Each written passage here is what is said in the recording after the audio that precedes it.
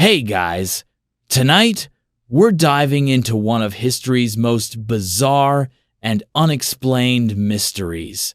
And honestly, by the time we're done with these 4 incredible stories, you'll have enough mind-blowing conversation starters to last you months. We're talking about events so strange that if they happened today, they'd break the internet faster than a celebrity scandal. Picture this. You're scrolling through your phone, maybe sipping some tea, getting ready to wind down for the night. The air around you is calm. Maybe there's a gentle breeze coming through your window, and everything feels perfectly normal. Now imagine that same peaceful evening. But suddenly everyone in your neighborhood starts dancing uncontrollably in the streets. Not happy dancing, not celebration dancing. Desperate, frantic, life or death dancing that they literally cannot stop. Now, forget what you think you know about medieval Europe being all doom and gloom. Because the truth is way more twisted than any horror movie could make it. And honestly, our ancestors were basically living through real-life episodes of The Twilight Zone, except there was no commercial break and no happy ending. So, before we dive in, hit that like button if you're ready to discover some seriously wild historical facts that'll make you question everything you thought you knew about human behavior. And drop a comment letting me know where you're watching from. I love seeing our global community of history lovers and insomniacs unite over these incredible stories.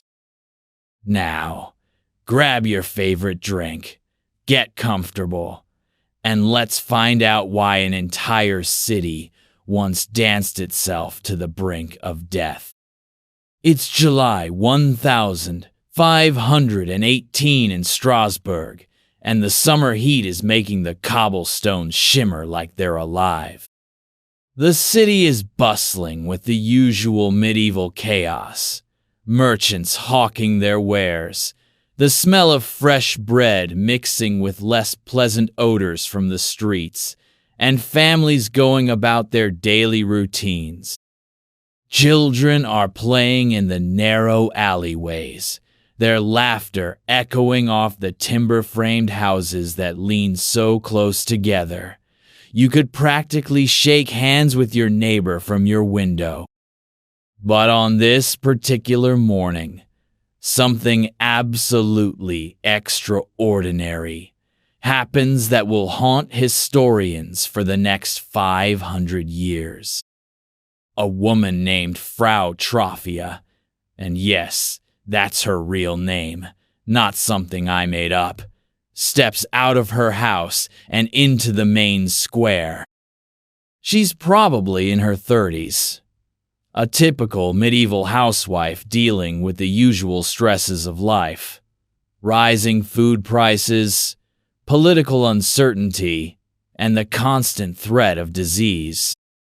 But instead of heading to the market or tending to her daily chores, she does something that stops everyone in their tracks. She starts to dance. Now, this isn't the kind of joyful, spontaneous dancing you might see at a wedding or festival. This is something else entirely. A wild, desperate, almost violent movement that seems to come from somewhere deep inside her soul. Her feet are moving in rapid, uncontrolled steps. Her arms flailing as if she's fighting off invisible demons. The sound of her shoes against the stone creates a rhythmic tapping that grows louder and more frantic with each passing moment. The townspeople gather around, first curious, then concerned, then absolutely terrified as they realize that Frau Trophia cannot stop. Hour after hour, she continues her relentless dance, sweat pouring down her face, her breathing becoming labored, but her body refusing to cease its manic movement. It's as if she's been possessed by some invisible force that compels her to keep moving, no matter how exhausted she becomes. Here's where this story gets absolutely mind-bending. Within days, dozens of other people in Strasbourg are seized by the same uncontrollable urge to dance. One by one, men and women of all ages join Frau Trophia in the square, their bodies moving to music that only they can hear. The scene becomes increasingly surreal. Imagine walking through your town center and seeing 50, then 100 people dancing with desperate intensity, unable to stop, even as their bodies begin to fail them. The local authorities are completely baffled. They've dealt with plagues before, but this is something entirely different. A contagion of movement, a disease of dance that spreads from person to person like wildfire. Some of the dancers collapse from exhaustion, others suffer heart attacks, and tragically, some actually die from the sheer physical strain of their uncontrollable dancing. What makes this story so incredibly viral worthy is that it challenges everything we think we know about human behavior and the power of the mind. These weren't people choosing to dance. They were compelled by something beyond their control, something that turned a basic human expression of joy into a nightmare of endless motion. The smell of fear begins to permeate the city as families watch their loved ones dance themselves toward death. The sound of hundreds of feet against stone creates an eerie rhythm that echoes through the streets day and night. And the sight of so many people trapped in this bizarre trance creates a scene so surreal that it seems more like a fever dream than historical reality. But here's the thing that makes this story so universally fascinating. We've all felt moments where our bodies seem to act independently of our minds. Maybe it's a nervous tic, an uncontrollable laugh, or even just the way music can make us move without thinking. The dancing plague of 1518 takes that feeling and amplifies it to an almost supernatural degree, showing us just how mysterious and powerful the human mind truly is.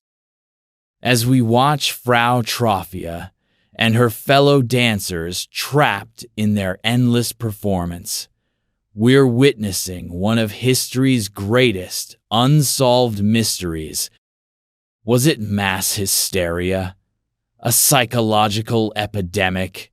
Some kind of ergot poisoning from contaminated grain? Or something even stranger that we still don't understand?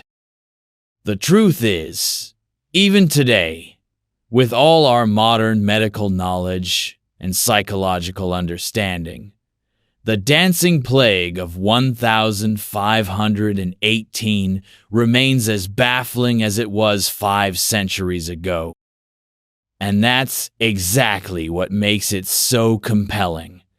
It reminds us that there are still mysteries in this world that defy explanation, events so strange that they challenge our understanding of reality itself.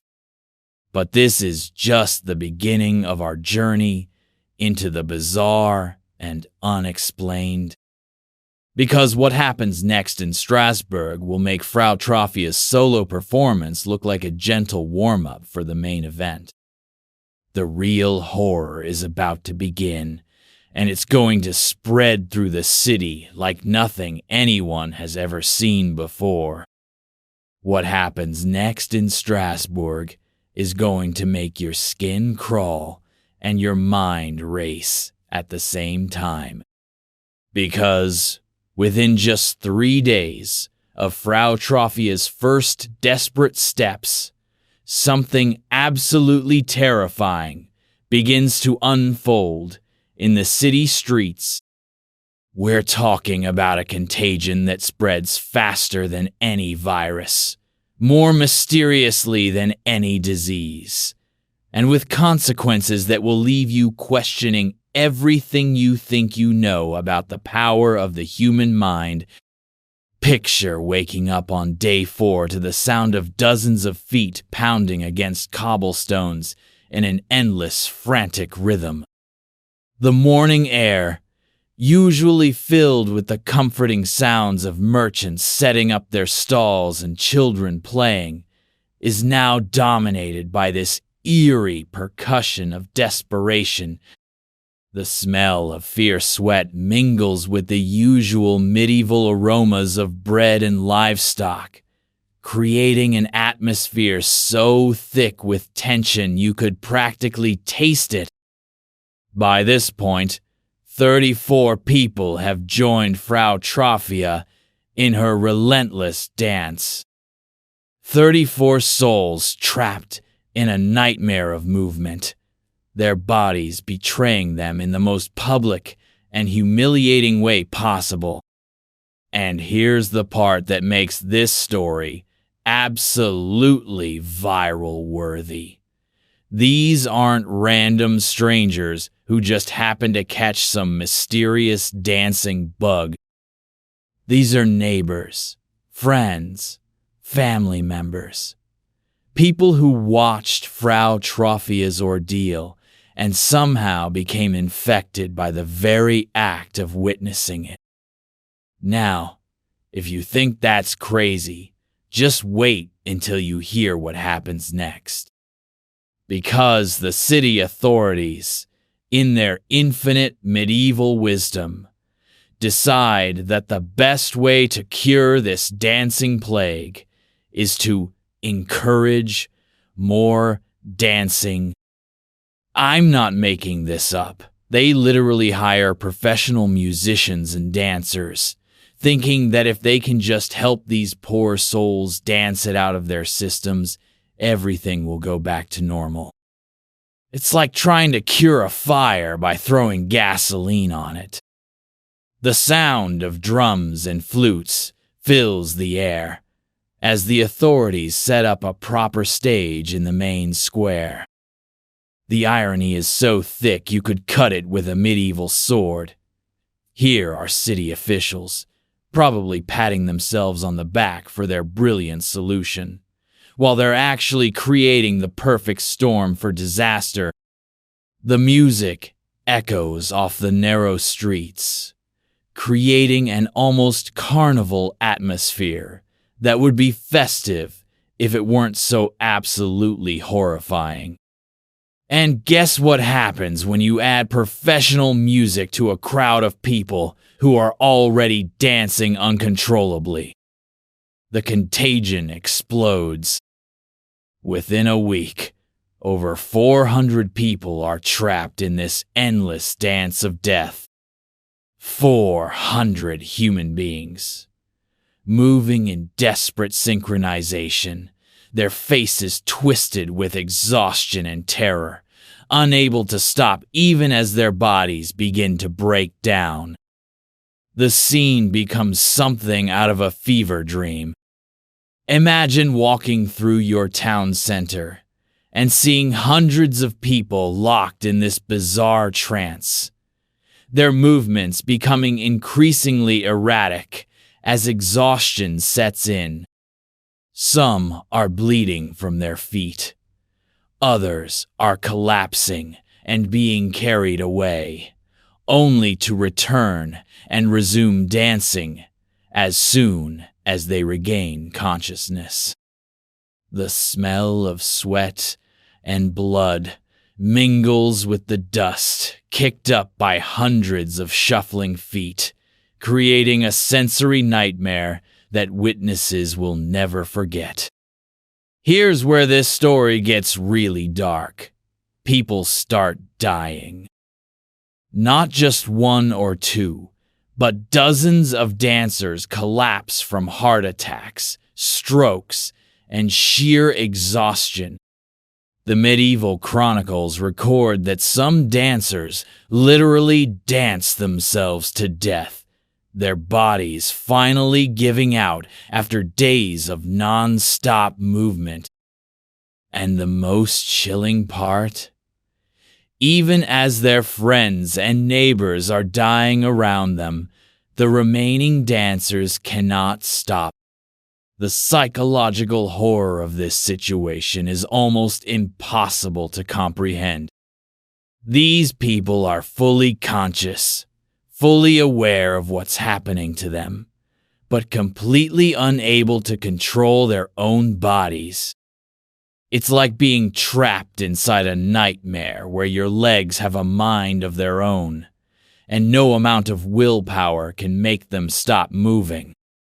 Some of the dancers are reported to have begged for help, tears streaming down their faces as they continue their involuntary performance.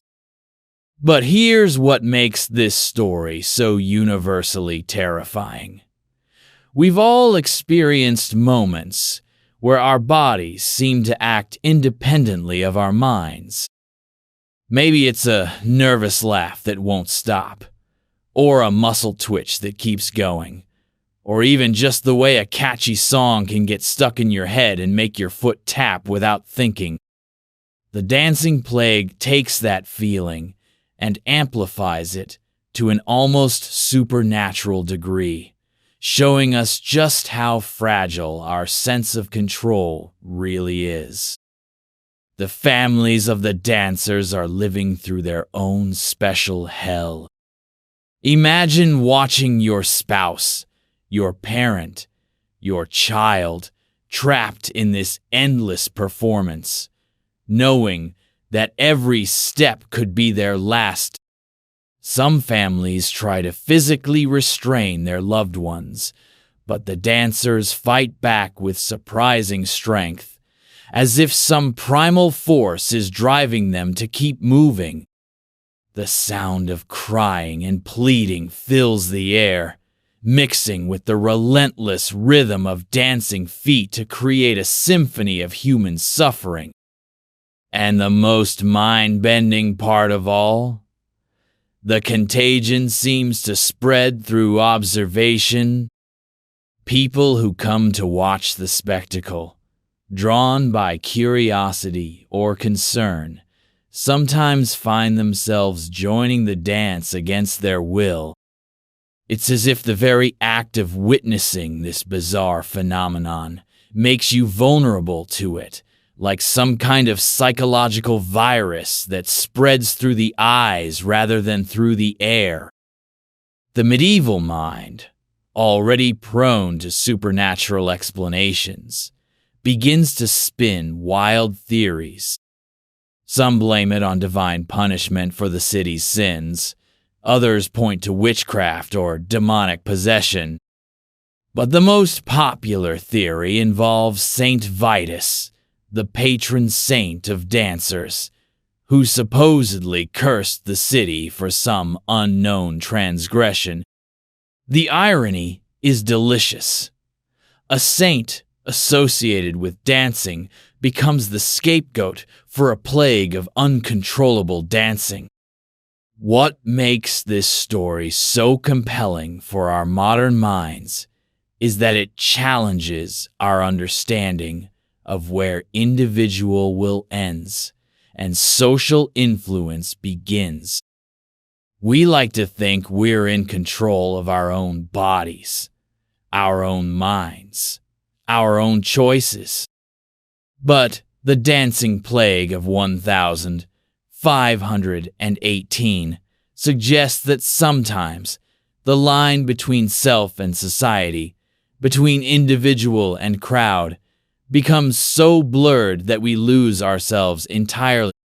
The visual of hundreds of people dancing in desperate unison is both mesmerizing and terrifying.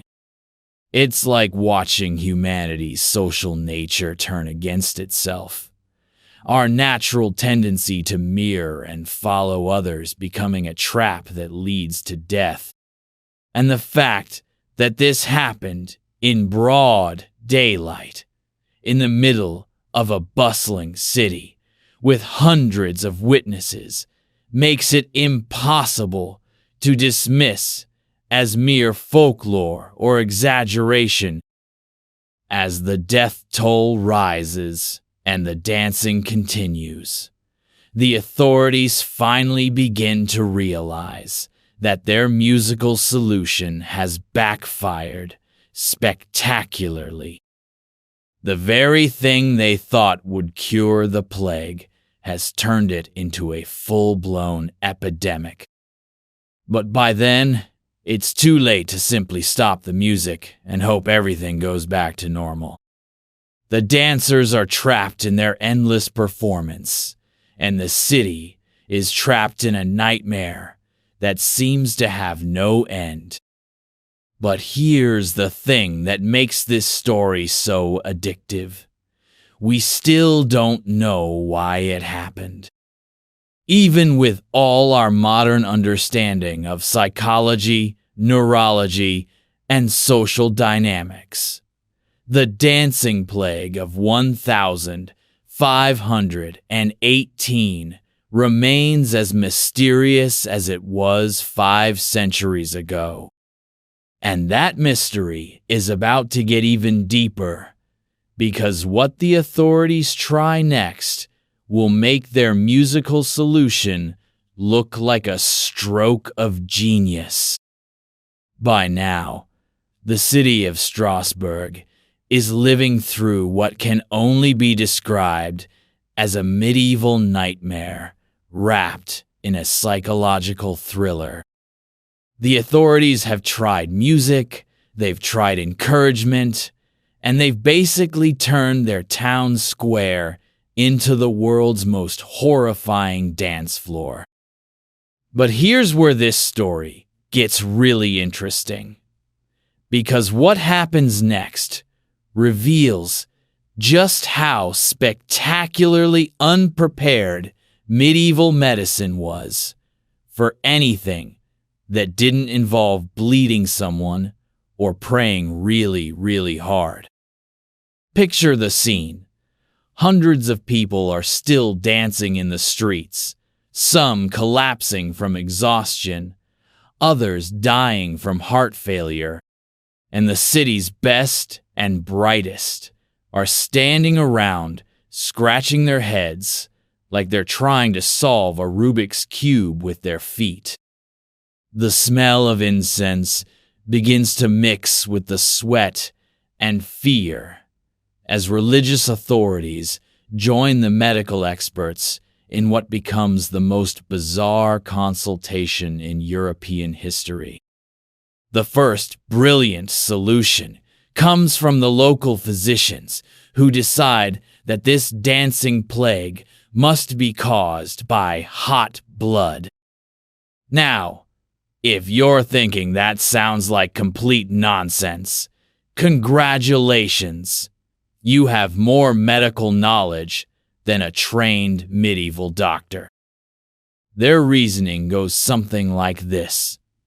Dancing makes you hot.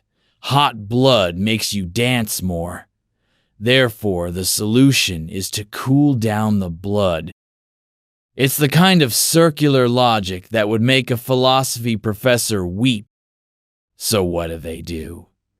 They start prescribing cold baths, cold foods, and basically anything that might lower the dancer's body temperature. The sound of splashing water fills the air as they dunk exhausted dancers into freezing tubs, hoping to shock their systems back to normal. The irony is almost too perfect. Here are people who literally cannot stop moving, and the medical establishment's solution is to make them even more uncomfortable. But wait, it gets better. When the cold treatment fails spectacularly, because shocking someone's system rarely cures a psychological condition, the doctors pivot to their next favorite medieval solution: bloodletting. Yes, you heard that right. They decide that the best way to help people who are already dying from exhaustion is to drain their blood. It's like trying to fix a car that's out of gas by poking holes in the gas tank. The sight of medical professionals setting up bloodletting stations around the dancing area creates a scene so surreal, it could be a deleted scene from a Monty Python movie. Imagine the visual. Hundreds of people dancing uncontrollably while doctors with sharp instruments chase them around, trying to open their veins. The metallic smell of blood begins to mingle with the sweat and incense, creating an olfactory nightmare that witnesses will never forget. Meanwhile, the religious authorities are having their own crisis of faith. They've decided that this must be divine punishment for the city's sins, but they can't agree on which sins exactly. Some blame it on excessive dancing at recent festivals. Others point to general moral decay, and a few creative theologians suggest it's punishment for not honoring Saint Vitus properly. The sound of competing prayers and chants fills the air as different religious factions try to out-holy each other. Here's where the story takes a turn that's both heartbreaking and absurd. They decide to organize a pilgrimage. The plan is to load all the dancers onto carts and drag them to a shrine dedicated to Saint Vitus, where they'll pray for a miracle cure. Picture this medieval road trip from hell. Dozens of people still dancing uncontrollably, bouncing around in wooden carts, while priests chant prayers and families weep alongside. The journey itself becomes a spectacle that draws crowds from neighboring towns. Word spreads about this bizarre procession of dancing pilgrims, and people line the roads to witness what might be the strangest religious parade in European history. The sound of cartwheels on cobblestones mixes with the rhythmic thumping of dancers' feet and the constant murmur of prayers, creating a soundtrack that's equal parts sacred and terrifying. But here's what makes this whole medical and religious response so fascinating from our modern perspective. They're trying to solve a problem they don't understand with tools that were never designed for psychological conditions. Medieval medicine was built around the idea that physical symptoms had physical causes: hot blood, bad humors, demonic possession. The concept that the mind could create physical symptoms that were both real and uncontrollable was completely outside their framework. What's really tragic is that some of their instincts weren't entirely wrong. The idea of removing the dancers from the triggering environment, getting them out of the city where the contagion was spreading, actually makes psychological sense. But instead of understanding it as environmental therapy, they framed it as a religious pilgrimage, which added even more pressure and expectation, to an already fragile situation. The pilgrimage to St. Vitus's shrine becomes a perfect example of how good intentions can backfire spectacularly. The dancers, already exhausted and traumatized, are now subjected to a bumpy, uncomfortable journey while still unable to control their movements. The physical strain of dancing in a moving cart, combined with the emotional pressure of being the center of a religious spectacle, pushes many of them even closer to the breaking point. And here's the kicker that makes this story so relevant to our modern world. The authorities' response reveals how societies tend to react to phenomena they don't understand. When faced with something that challenges their worldview, they double down on their existing beliefs rather than questioning whether those beliefs might be inadequate. Sound familiar? It's the same pattern we see today when people encounter information that doesn't fit their preconceptions. The most heartbreaking part of this whole medical and religious circus is that the dancers themselves become secondary to the spectacle. These are real people suffering from something they can't control, but they've become props in a larger drama about medical authority, religious power, and social control. Their individual humanity gets lost in the shuffle of competing explanations and treatments. What's particularly striking is how the various authorities, medical, religious, and civic, all claim to have the solution, but none of them actually listen to the dancers themselves. There's no record of anyone asking the afflicted what they're experiencing, what might help, or what they think is happening to them. It's a perfect example of how power structures can become more invested in being right than in actually helping people. The smell of desperation begins to permeate not just the dancing area, but the entire city as the authorities' solutions fail one after another. The sound of arguments between doctors and priests adds another layer to the chaos, as each group blames the other for the continued spread of the dancing plague. And the sight of increasingly desperate attempts at treatment creates a feedback loop of panic that only makes the situation worse.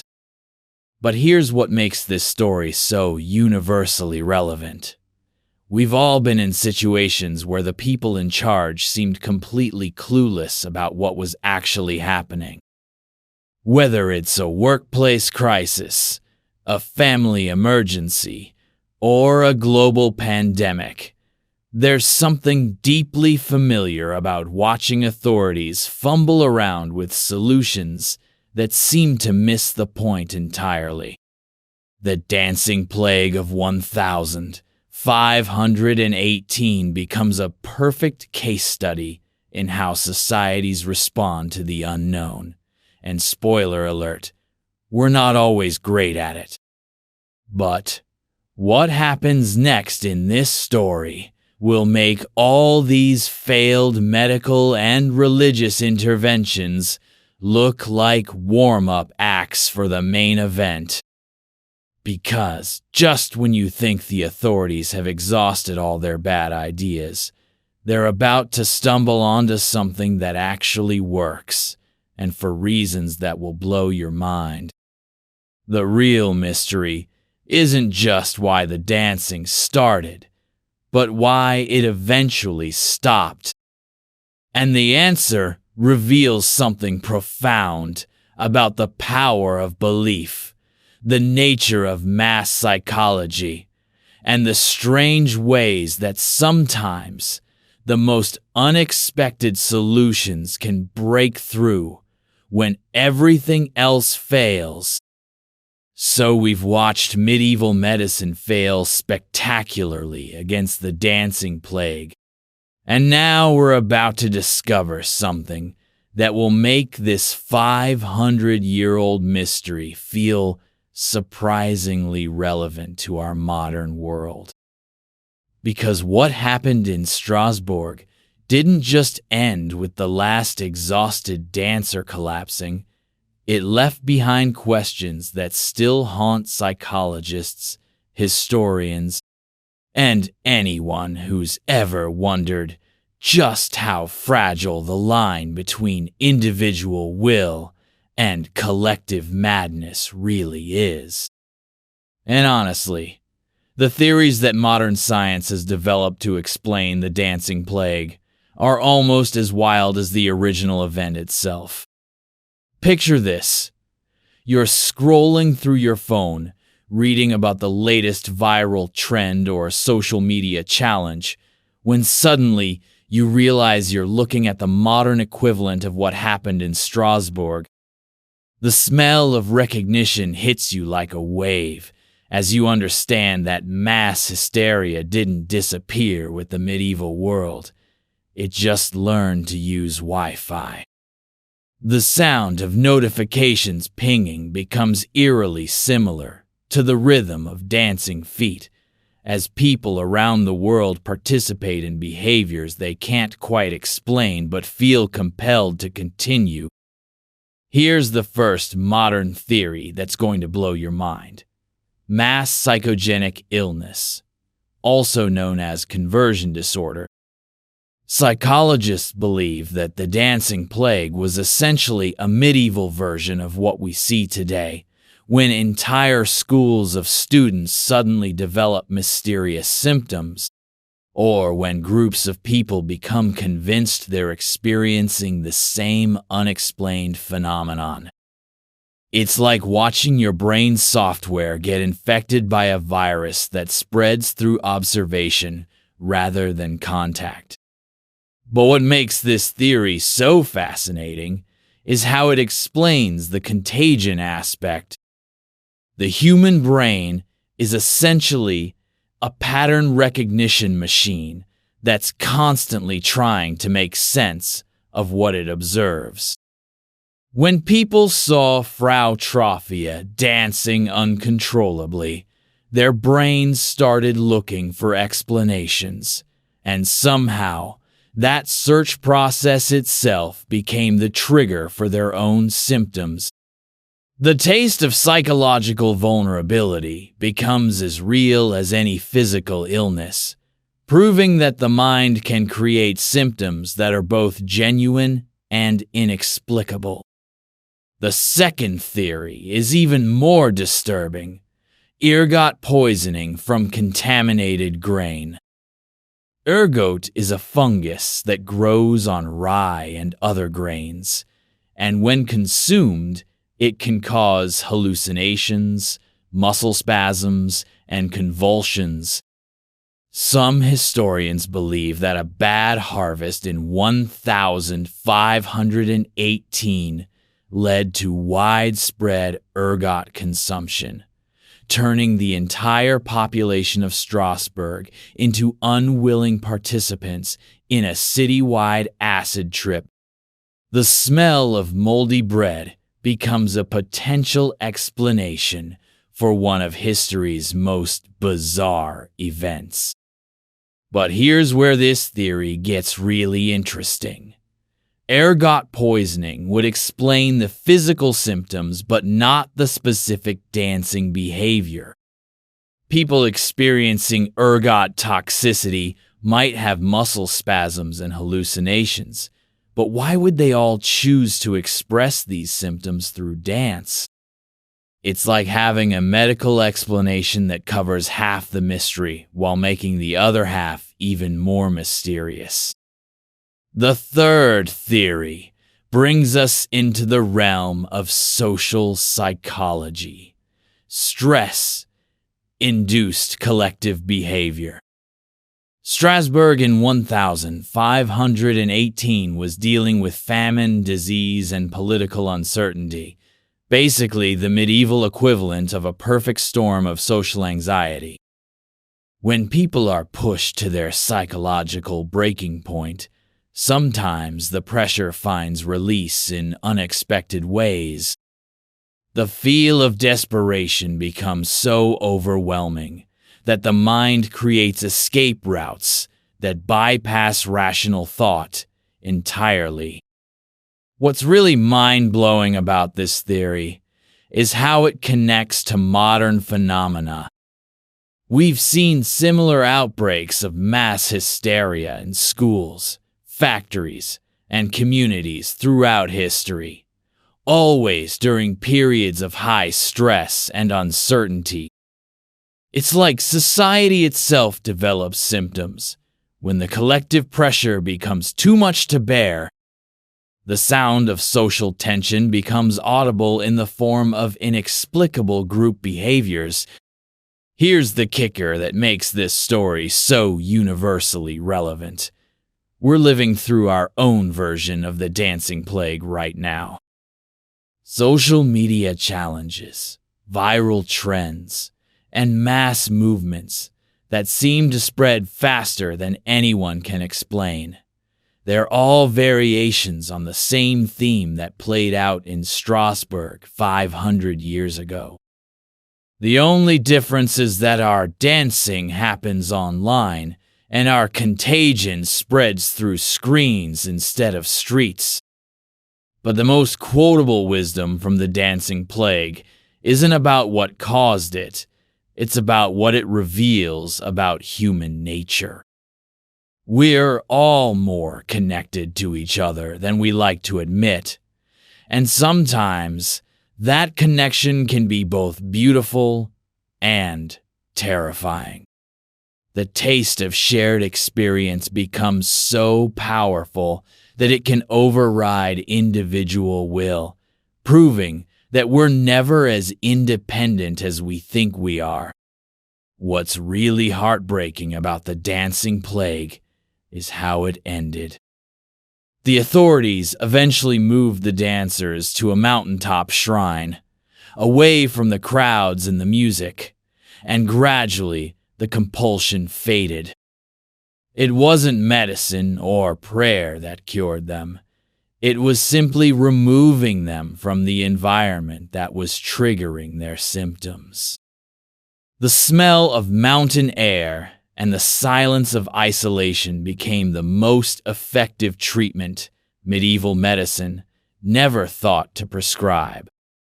The psychological lesson here is profound.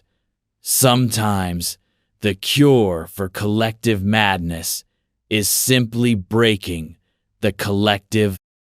When people were separated from the group dynamic that was feeding their compulsion, they could finally stop dancing. It's like discovering that the most powerful drug is other people, and the most effective detox is solitude. But here's what makes the dancing plague so eternally fascinating. We still don't know for sure what really happened. 500 years of scientific advancement, psychological research, and historical analysis. And the mystery remains as compelling as ever. The feel of unsolved puzzles becomes a reminder that human behavior is far more complex than any theory can fully capture. What's really beautiful about this uncertainty is how it keeps the story alive. Every generation discovers the dancing plague and sees something different in it.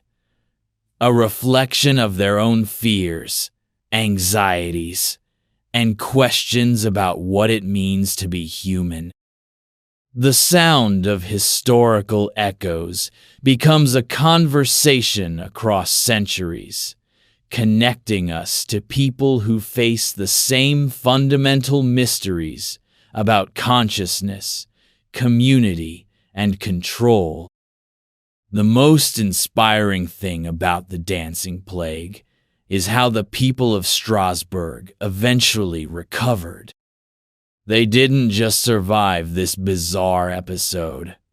They learned from it, adapted to it, and moved forward with their lives. The taste of resilience becomes as real as the taste of fear once was, proving that humans have an incredible capacity to overcome even the most inexplicable challenges.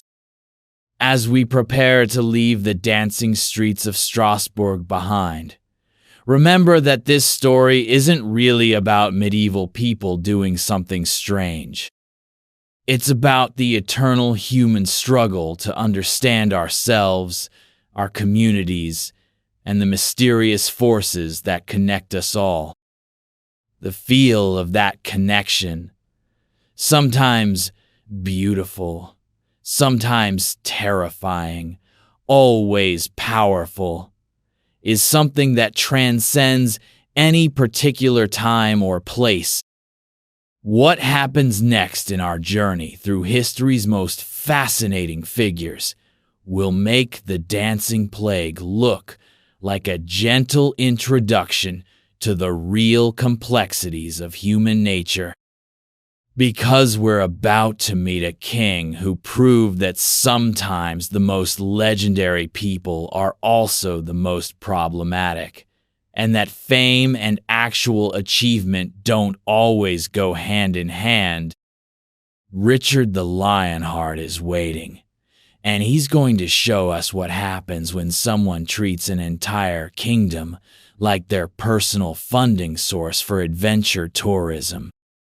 The dancing plague of 1518 reminds us that we're all part of something larger than ourselves, and that sometimes the most important thing we can do is simply be aware of how powerfully we affect each other. In a world where everything goes viral, maybe the real lesson from Strasbourg is learning when to dance and when to step away from the crowd. Because the line between connection and contagion is thinner than we think, and wisdom lies in knowing the difference. So we've just witnessed an entire city dance itself to death, and now you're probably thinking, okay, what could possibly top that level of medieval madness? Well, buckle up, because we're about to meet a king who spent his entire reign basically treating England like his personal ATM while he went off to play Crusader celebrity. And honestly, if Richard the Lionheart had Instagram, his bio would probably read, King of England, technically, professional warrior, Jerusalem or bust. Picture this. You become the ruler of one of the most powerful kingdoms in Europe, and your first thought isn't, how can I make my people's lives better? But rather, how fast can I sell everything to fund my holy war adventure? The smell of fresh parchment fills the royal chambers as Richard literally auctions off government positions, lands, and privileges to anyone with enough gold. The sound of coins clinking echoes through Westminster as he transforms his inheritance into crusade cash faster than a medieval cryptocurrency exchange. Here's the mind-blowing part that makes this story so viral-worthy. Richard the Lionheart, the most famous English king in popular culture, probably couldn't even hold a proper conversation in English. He spoke French and Occitan, spent his childhood in Aquitaine, and viewed England as essentially a very profitable business venture that happened to come with a crown. It's like if Jeff Bezos became president of a country he'd never visited, just so he could sell everything to fund his space program. But here's where Richard's story gets absolutely fascinating. He wasn't supposed to be king at all. He was the third son of Henry II and Eleanor of Aquitaine, which, in medieval terms, meant he was basically the spare to the spare. His older brothers Henry and Geoffrey were ahead of him in line, but death had other plans. By the time Richard inherited the throne in 1189, he'd already spent years as Duke of Aquitaine, learning to be a warrior rather than a ruler. And boy, did he learn to be a warrior. By age 16, Richard was already commanding his own army and putting down rebellions with the kind of ruthless efficiency that would make a modern military strategist take notes. The taste of victory became as addictive to him as the dancing plague was contagious. Once he started winning battles, he literally couldn't stop. Now, here's the part that makes Richard's reign so ironically perfect. The moment he became King of England, he immediately started planning to leave England. Jerusalem had fallen to Saladin in 1187, and Richard had already taken the Crusaders' cross, which was basically medieval speak for, "I'm going to war, and God is my wingman." The sound of armor being forged fills the air as Richard transforms his kingdom into a massive military fundraising operation. His fundraising methods were so aggressive they'd make a modern telemarketer blush. Richard sold official positions to the highest bidder, freed the King of Scotland from his oath of loyalty for 10 marks, and basically put everything except the crown jewels up for auction. He allegedly declared, "I would have sold London if I could find a buyer," which is either the most honest thing a politician has ever said or the most expensive joke in history. But here's what makes Richard's story so universally relatable. We've all known someone who gets so obsessed with a project or goal that they neglect everything else in their life. Richard took this to an extreme that would make a workaholic look balanced. He was so focused on his crusading dreams that he spent maybe 6 months of his entire 10-year reign actually in England. The irony is so thick you could cut it with a medieval sword. The king, who became the ultimate symbol of English heroism and chivalry, was basically an absentee landlord who spoke French. It's like if someone became famous for being the most American person ever, but they'd never actually lived in America and only visited twice.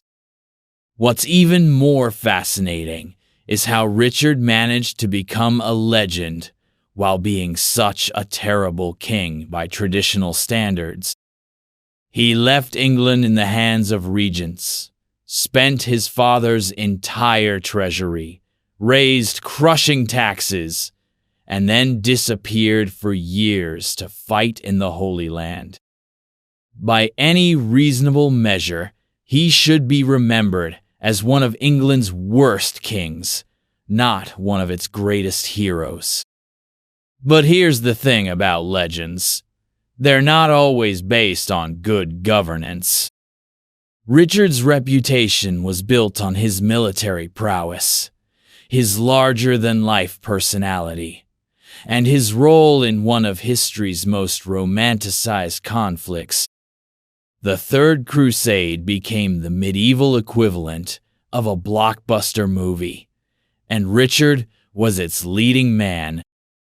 The smell of sea salt and adventure fills the air as Richard finally sets sail for the Holy Land in 1190, leaving behind a kingdom he barely knew to pursue a dream that would define his legacy. His fleet of over 200 ships represents not just a military expedition, but the ultimate expression of medieval celebrity culture. A king who chose fame and glory over the mundane responsibilities of actual ruling. And here's the kicker that makes this story so addictive. Richard's approach actually worked, at least in terms of his historical reputation. While his contemporaries who stayed home and focused on good governance are largely forgotten, Richard the Lionheart became an immortal legend. He proved that sometimes being spectacularly irresponsible can be more memorable than being competently boring. But what happens next in Richard's story will make his English fundraising spree look like a gentle warm-up. Because when this warrior king finally reaches the Holy Land, he's about to discover that reality has a way of humbling even the most legendary heroes. The Third Crusade is waiting, and it's going to test everything Richard thinks he knows about war, leadership, and what it really means to be a king. The question isn't whether Richard will prove himself as a military commander. It's whether the man who sold his kingdom to fund his dreams will find that some victories come at a price too high to pay. And trust me, what happens next will redefine everything you think you know about the relationship between fame and actual achievement. So Richard has finally made it to the Holy Land with his massive fleet and even more massive ego, and what he finds there is going to completely shatter his romantic notions about crusading. Because here's the thing about medieval warfare that Hollywood never tells you. It's less glorious knight charges into battle and more sitting around for months trying not to die from dysentery while arguing about logistics. And Richard, our warrior king who thought he was starring in his own epic adventure, is about to get a very expensive education in the difference between legend and reality. Picture the scene when Richard arrives at Acre in June 1191. The city has been under siege for almost 2 years, and the Crusader camp looks less like a holy army and more like a medieval refugee crisis. The smell of unwashed bodies, rotting food, and disease hangs in the air like a toxic cloud that would make a modern sewage treatment plant seem pleasant. The sound of constant coughing, arguing, and the distant clash of weapons creates a symphony of misery that's about as far from glorious as you can get. But here's where Richard's story gets really interesting. Instead of being discouraged by this nightmare scenario, he actually thrives. While other Crusader leaders are getting bogged down in politics and logistics, Richard does what he does best. He throws money at the problem until it goes away. He immediately starts paying his soldiers higher wages than anyone else, which is basically the medieval equivalent of poaching talent with better benefits packages, and it works. Within weeks of Richard's arrival, Acre falls to the Crusaders. and suddenly, our celebrity king has his first major victory. The taste of success is intoxicating, and Richard starts believing his own hype in a way that would make a modern influencer jealous. But here's the kicker that makes this story so perfectly ironic. His greatest triumph is also the beginning of his biggest problems. Because winning Acre means Richard now has to deal with something he's never been good at: sharing credit.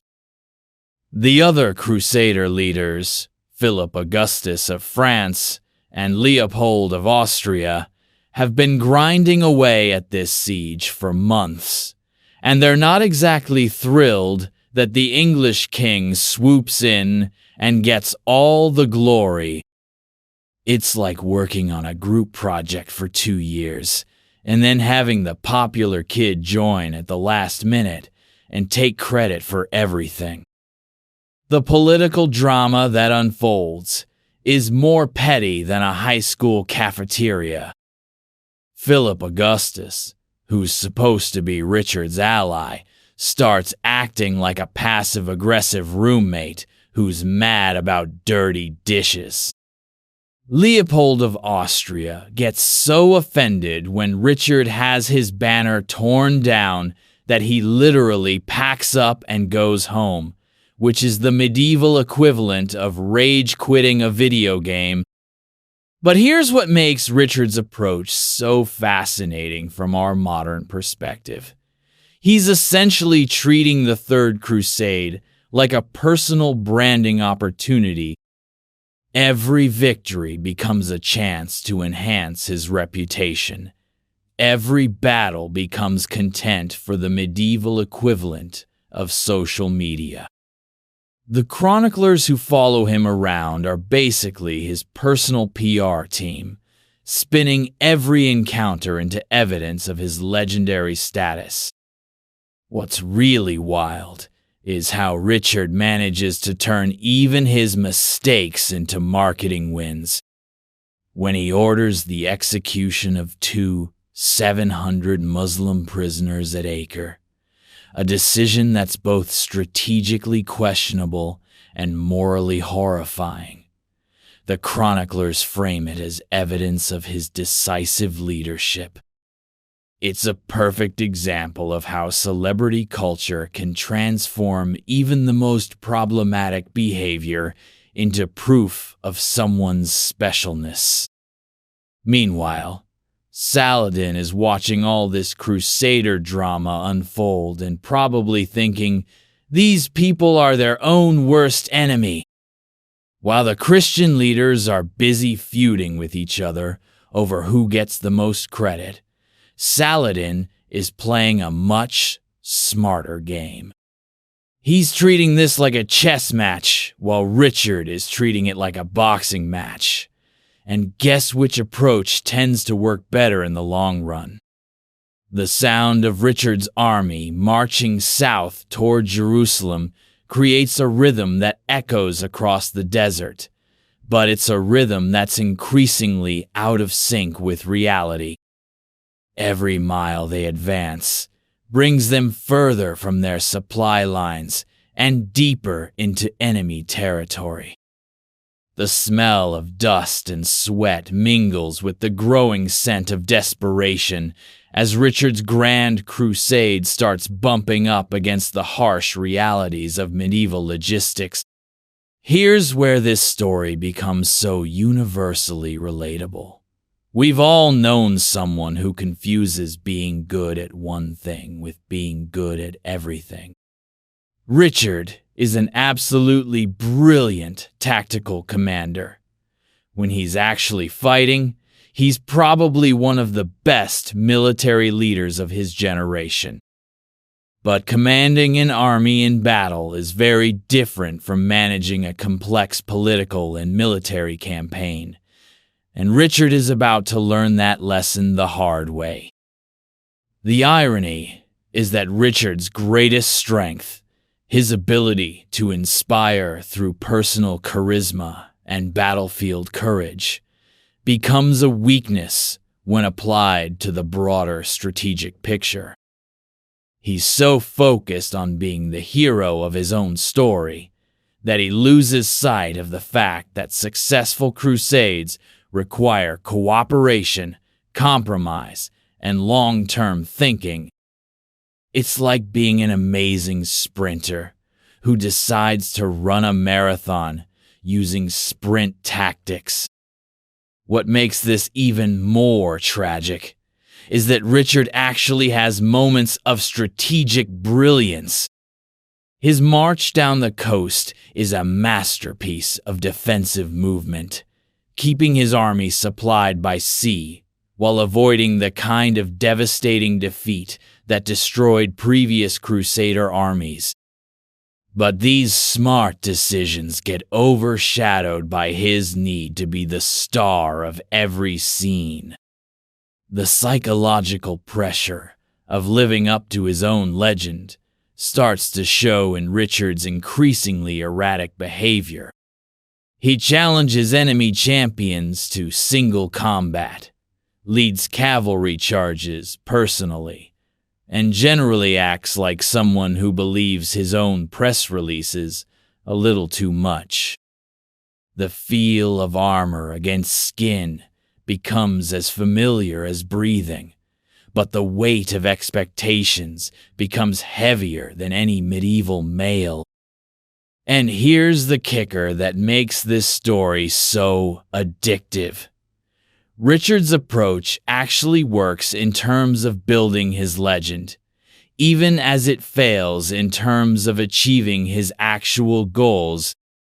Every dramatic gesture, every personal act of heroism, every larger-than-life moment gets recorded by the chroniclers and becomes part of the Richard the Lionheart brand. He's essentially sacrificing strategic success for narrative success. And from a purely marketing perspective, it's genius. But there's a price to pay for choosing celebrity over substance. And Richard is about to discover that some costs can't be covered by charisma and courage alone. Because while he's been busy being a legend, the real world has been moving forward without him. England needs its king. His enemies are plotting against him, and the Holy Land is proving to be a much more complicated place than his romantic dreams ever imagined. The most heartbreaking part of Richard's crusade is watching someone with genuine talent and ability get trapped by their own success. He becomes a prisoner of his own reputation, forced to keep escalating his heroic gestures to maintain his legendary status. It's like watching a great actor get typecast in roles that showcase their charisma but waste their actual skills. What happens next in Richard's story will make his political problems with fellow Crusaders look like friendly disagreements.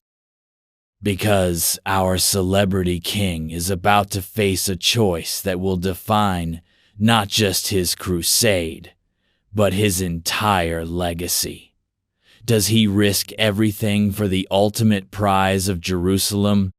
Or does he accept that sometimes even legends have to compromise with reality? And trust me, the decision he makes will haunt him for the rest of his very short life. So Richard has been playing Celebrity Crusader for months, making enemies left and right. And now he's about to learn the most expensive lesson in medieval history, because what happens next will make his fundraising spree to get to the Holy Land look like pocket change compared to the financial disaster that's about to destroy England's economy for decades. We're talking about a ransom so massive that it literally changed how kingdoms thought about money, taxation, and what a country could survive. Picture this. It's December 1192, and Richard is trying to sneak home through Austria in disguise after his crusading adventure went sideways. The smell of roasted chicken fills a Vienna inn as our incognito king decides that maintaining his cover doesn't mean he has to eat peasant food. The sound of expensive rings clinking against his goblet echoes through the tavern as Richard basically announces to everyone within earshot that he's definitely not just another traveling pilgrim. Here's where this story gets absolutely wild. Richard the Lionheart, the legendary warrior king who conquered cities and struck fear into the hearts of his enemies, gets captured because he refused to give up his bling and fancy dining habits. It's like a master spy blowing their cover because they insisted on ordering caviar at McDonald's. The irony is so perfect, it hurts. The man who spent his entire reign prioritizing style over substance finally gets taken down by his own vanity. Duke Leopold of Austria, who Richard had humiliated during the Siege of Acre by tearing down his banner, must have felt like Christmas came early when his guards dragged in the disguised English king. But Leopold is smart enough to know that capturing a king is like winning the lottery. You need to cash in properly. So, he immediately sells Richard to Holy Roman Emperor Henry VI, who sees dollar signs bigger than any medieval ruler has ever imagined.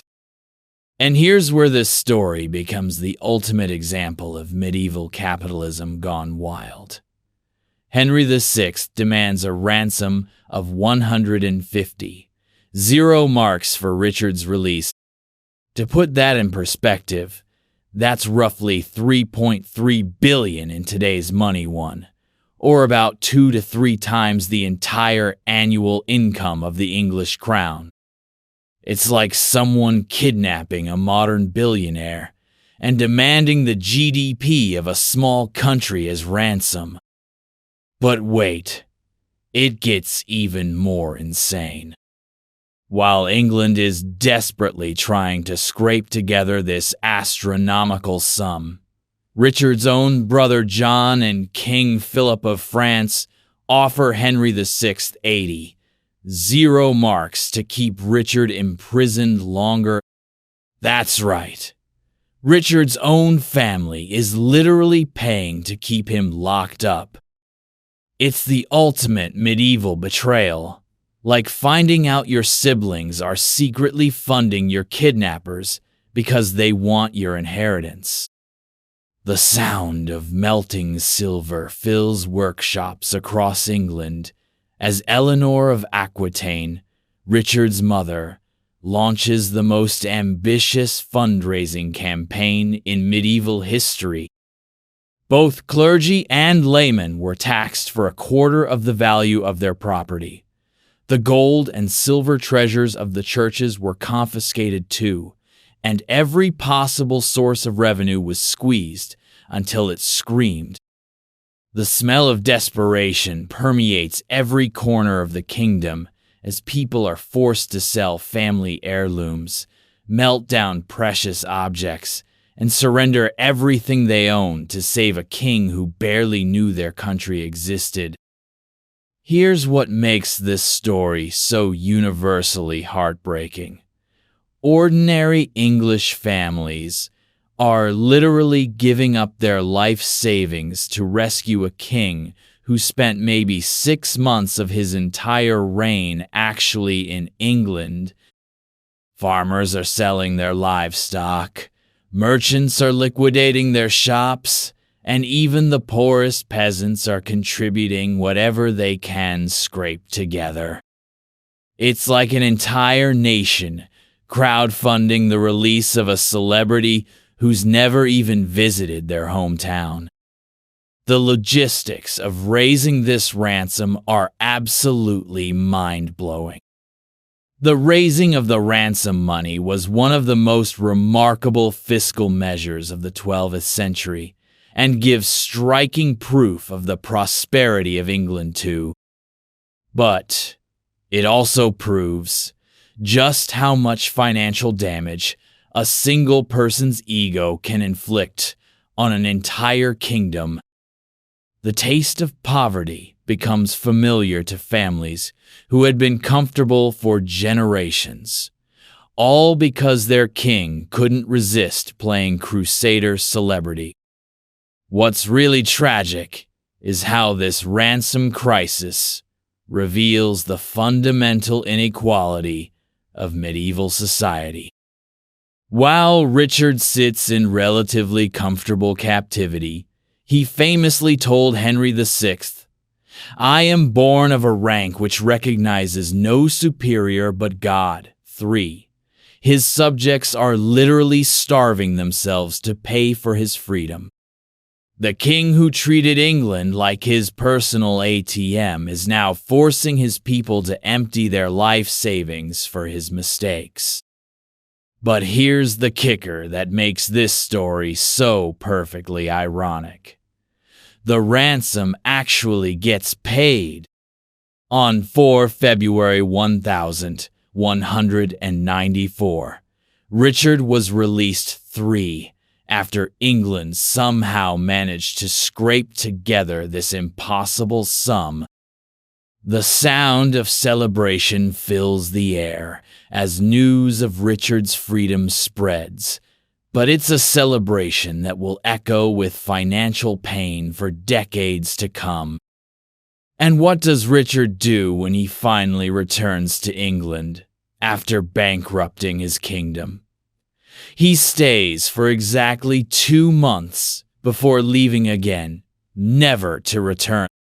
The smell of English soil under his feet lasts just long enough for him to get recrowned and collect more taxes. Then he's off to France to fight more wars that England will have to fund.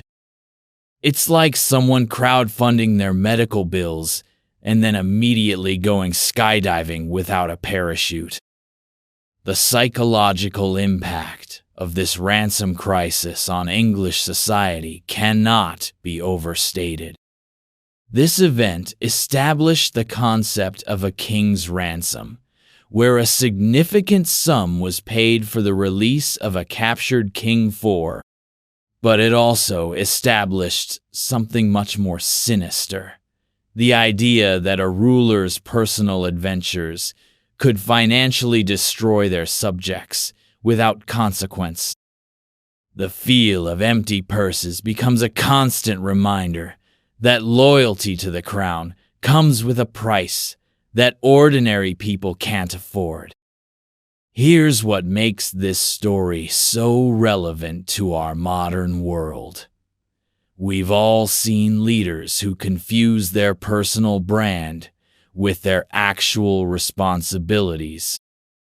Richard's ransom crisis is the perfect example of what happens when someone in power prioritizes their own legend over the welfare of the people they're supposed to serve. The cost isn't just financial, it's the trust between ruler and ruled, the social contract that says leadership comes with obligations, not just privileges.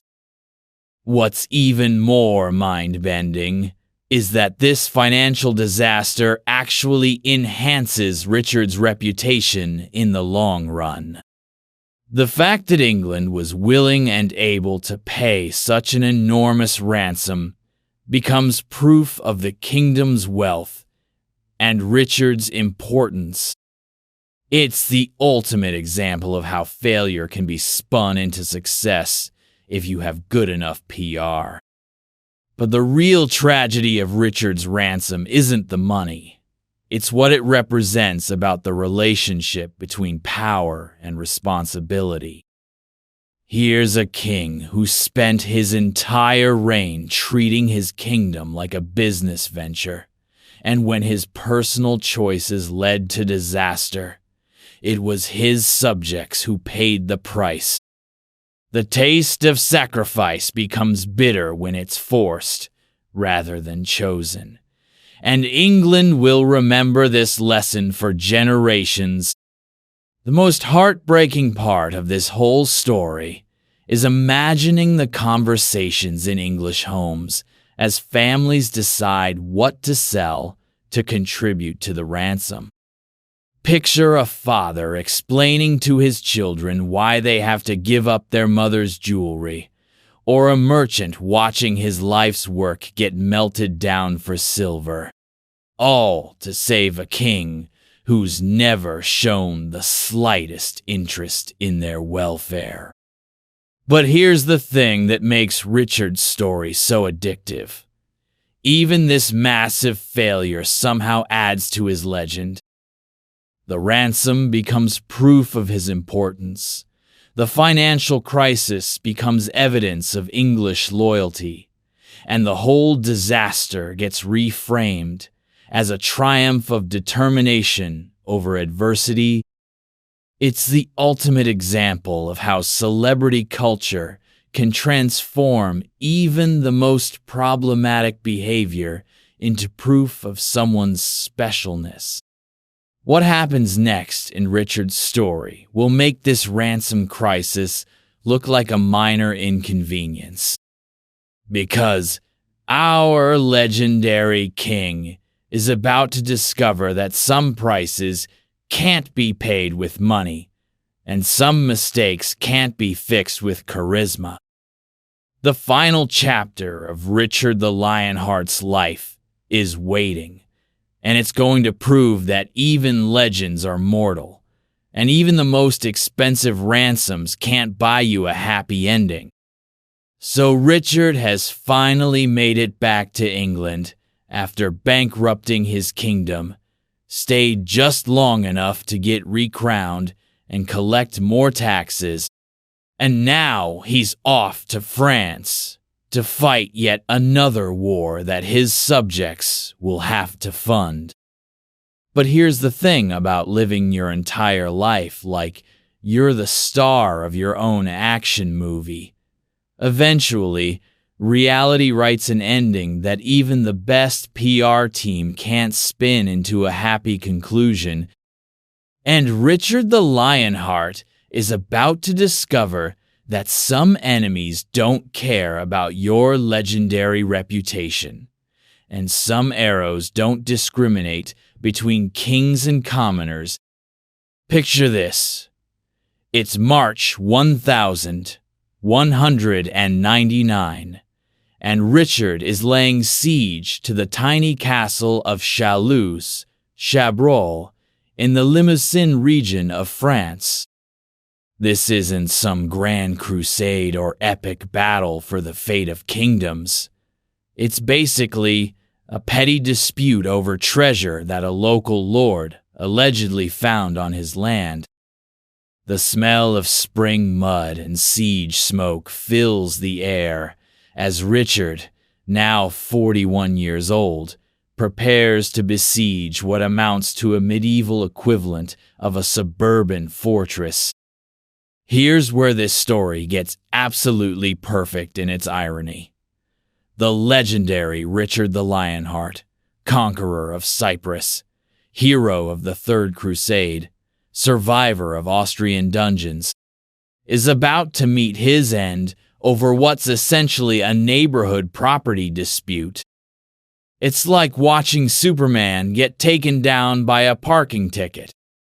The sound of his army setting up siege equipment echoes across the countryside. But this time, there's something different in the air. A sense that this routine military operation is about to become anything but routine. The castle itself is laughably small compared to the fortresses Richard has conquered. Chabrol is defended by maybe 40 people, including women and children, against Richard's professional army. It should be over in a matter of days, maybe hours if Richard applies his usual overwhelming force approach. But here's the thing about underestimating your enemies. Sometimes the smallest threats are the most dangerous, precisely because you don't take them seriously. On the evening of March 25, Richard decides to take a casual stroll around the castle walls to inspect the siege progress. He's wearing minimal armor, just a helmet and a shield, because honestly, what could go wrong against such a tiny garrison? The taste of confidence is familiar on his tongue, that same swagger that's carried him through decades of warfare and made him a legend. But confidence can be a dangerous drug, and Richard is about to overdose on his own invincibility. As he's walking along the walls, probably planning his next military adventure or calculating how much treasure this little siege will net him, something catches his eye. Up on the castle walls, there's a lone defender. Some sources say it's a man named Pierre Basile. Others suggest it might have been a boy, holding a crossbow and using a frying pan as a makeshift shield. The image is so absurd, it's almost comical. The legendary Lionheart facing off against someone armed with kitchen equipment. Richard, being Richard, can't resist the theatrical moment. He starts applauding the defender's courage, shouting encouragement like he's watching a particularly entertaining street performance. The sound of his laughter echoes off the stone walls as he treats this life or death situation like it's all just another scene in the grand drama of his legendary life. But here's the thing about treating real life like theater. Sometimes the other actors don't stick to your script. The crossbow bolt, when it comes, makes a sound that Richard probably never heard. The whistle of death cutting through the evening air. It strikes him in the left shoulder, near the neck, penetrating deep enough to lodge against bone. The feel of metal tearing through flesh is probably the first time in years that Richard has experienced genuine physical vulnerability.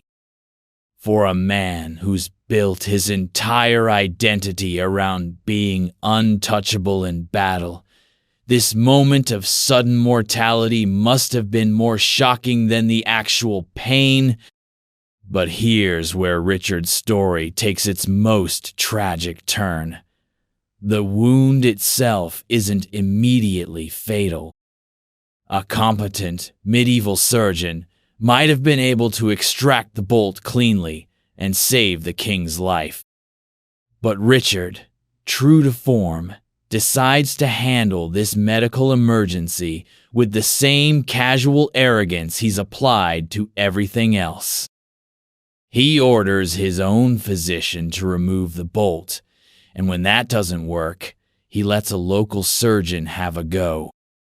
The medieval medical procedure that follows is like watching a horror movie directed by someone who's never seen a hospital. The smell of blood and infection begins to permeate Richard's tent as multiple attempts to extract the crossbow bolt only drive it deeper and cause more damage. The sound of Richard's increasingly labored breathing provides a grim soundtrack to what becomes a slow-motion disaster of medieval medicine. What makes this story so universally heartbreaking is watching someone who's spent their entire life believing in their own invincibility, slowly realize that legends are still mortal. Richard, who's faced down armies and survived capture by his enemies, is being killed by gangrene, an infection from a wound that should have been treatable. It's like watching a superhero discover that their greatest weakness isn't kryptonite. It's basic medical care. As the infection spreads and Richard's condition deteriorates, he does something that's both completely in character and utterly surprising. He forgives his killer. When Pierre Basile is captured after the castle falls, Richard not only pardons him, but gives him money and orders his release. The taste of approaching death apparently brings out a nobility in Richard that his life of constant warfare had rarely allowed him to show. But here's the kicker that makes this story so perfectly tragic. Richard's followers don't share his newfound mercy. After the king dies on April 6th, 1199, they immediately capture and execute Pierre Basile in the most brutal way possible. The man who killed a legend becomes a victim of that legend's legacy, proving that sometimes forgiveness dies with the person who grants it. The irony of Richard's death is so perfect, it almost seems scripted by a particularly cruel playwright. The king, who spent his entire reign avoiding the mundane responsibilities of governance, dies in a minor siege over a trivial dispute. The warrior who survived the Third Crusade and Austrian imprisonment is killed by a single bolt from a defender using a frying pan as armor. The legend who conquered cities and struck fear into the hearts of his enemies meets his end because he couldn't resist applauding an enemy's courage. What's even more tragic is how Richard's death reveals the fundamental emptiness of his approach to kingship. He dies in France, fighting for French territory, funded by English taxes, leaving behind a kingdom he barely knew and subjects who had bankrupted themselves for his adventures. The smell of wasted potential hangs over his deathbed like incense at a funeral for dreams that were never quite real. The psychological impact of Richard's death on medieval Europe cannot be overstated. Here was a king who had become the living embodiment of chivalric ideals, and he dies not in glorious battle against a worthy foe, but from an infected wound caused by a random crossbow bolt. It's like watching the entire concept of heroic destiny get punctured by reality. But here's what makes Richard's story so endlessly fascinating. Even his death becomes part of his legend. The fact that he forgives his killer, that he dies with dignity despite the circumstances, that he faces mortality with the same courage he showed in battle. All of this gets woven into the Richard the Lionheart brand. Even in death, he manages to be more interesting than most people are in life. The most heartbreaking part of Richard's final days is imagining him lying in that tent, probably for the first time in his adult life, having nothing to do but think. No battles to plan, no enemies to fight, no grand adventures to pursue, just a dying king finally forced to confront the reality of what his life had actually accomplished. The feel of mortality must have been as foreign to him as the feel of English soil under his feet. What happens next in our journey through history's most fascinating figures will make Richard's dramatic death look like a gentle introduction to the real complexities of medieval power. Because we're about to meet someone who understood that true power isn't about being a legend, it's about surviving long enough to write your own story.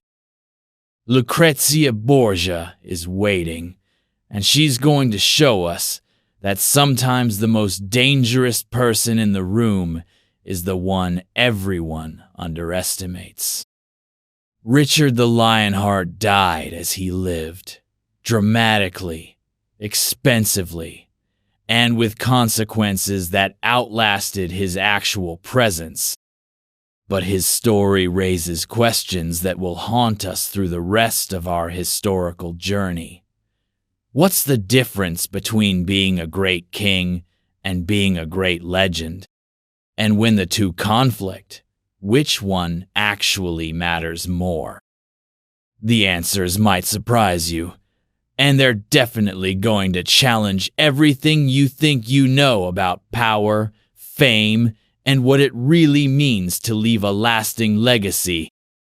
So we've just watched Richard the Lionheart literally die from his own arrogance. And now we're about to meet someone who understood that in the medieval world, survival wasn't about being the loudest person in the room. It was about being the smartest. And honestly, if there's one historical figure who's been absolutely butchered by centuries of gossip, slander, and straight-up misogyny disguised as historical fact, it's Lucrezia Borgia. We're talking about a woman who's been painted as history's ultimate femme fatale, when the truth is, she was probably more like a medieval Hermione Granger trapped in a Game of Thrones storyline. Picture this. You're scrolling through Netflix, looking for something to watch, and you see a show about a powerful family that controls the church, manipulates politics, and allegedly poisons their enemies. The smell of scandal is so thick, you can practically taste it through your screen.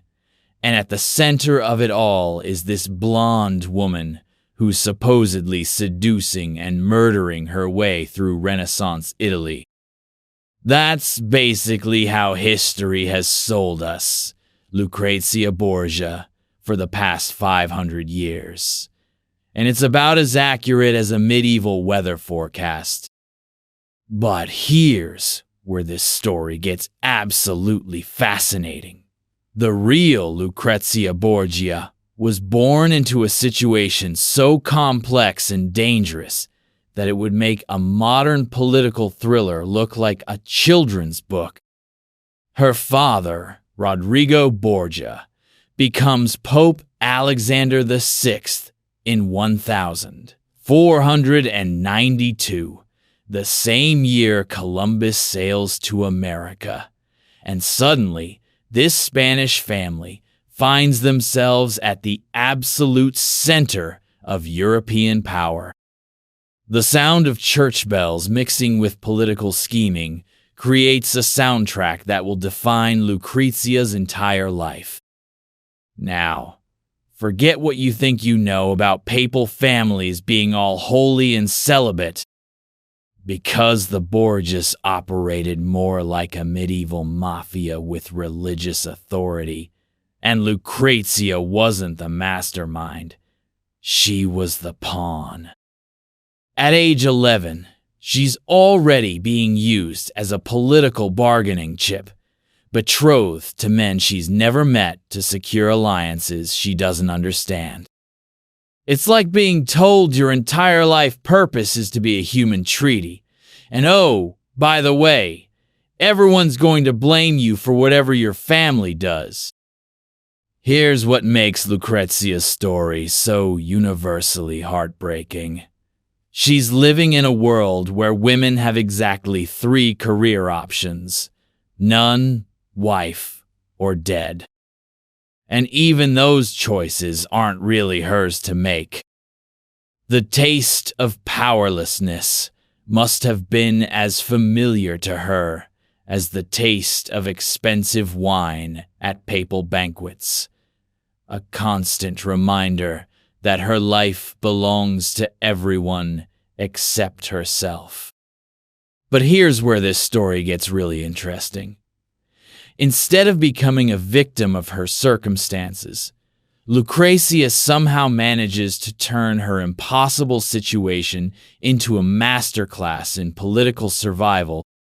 While everyone's busy painting her as a seductress and poisoner, she's actually learning to navigate the most dangerous political landscape in Europe with a skill that would make modern diplomats jealous.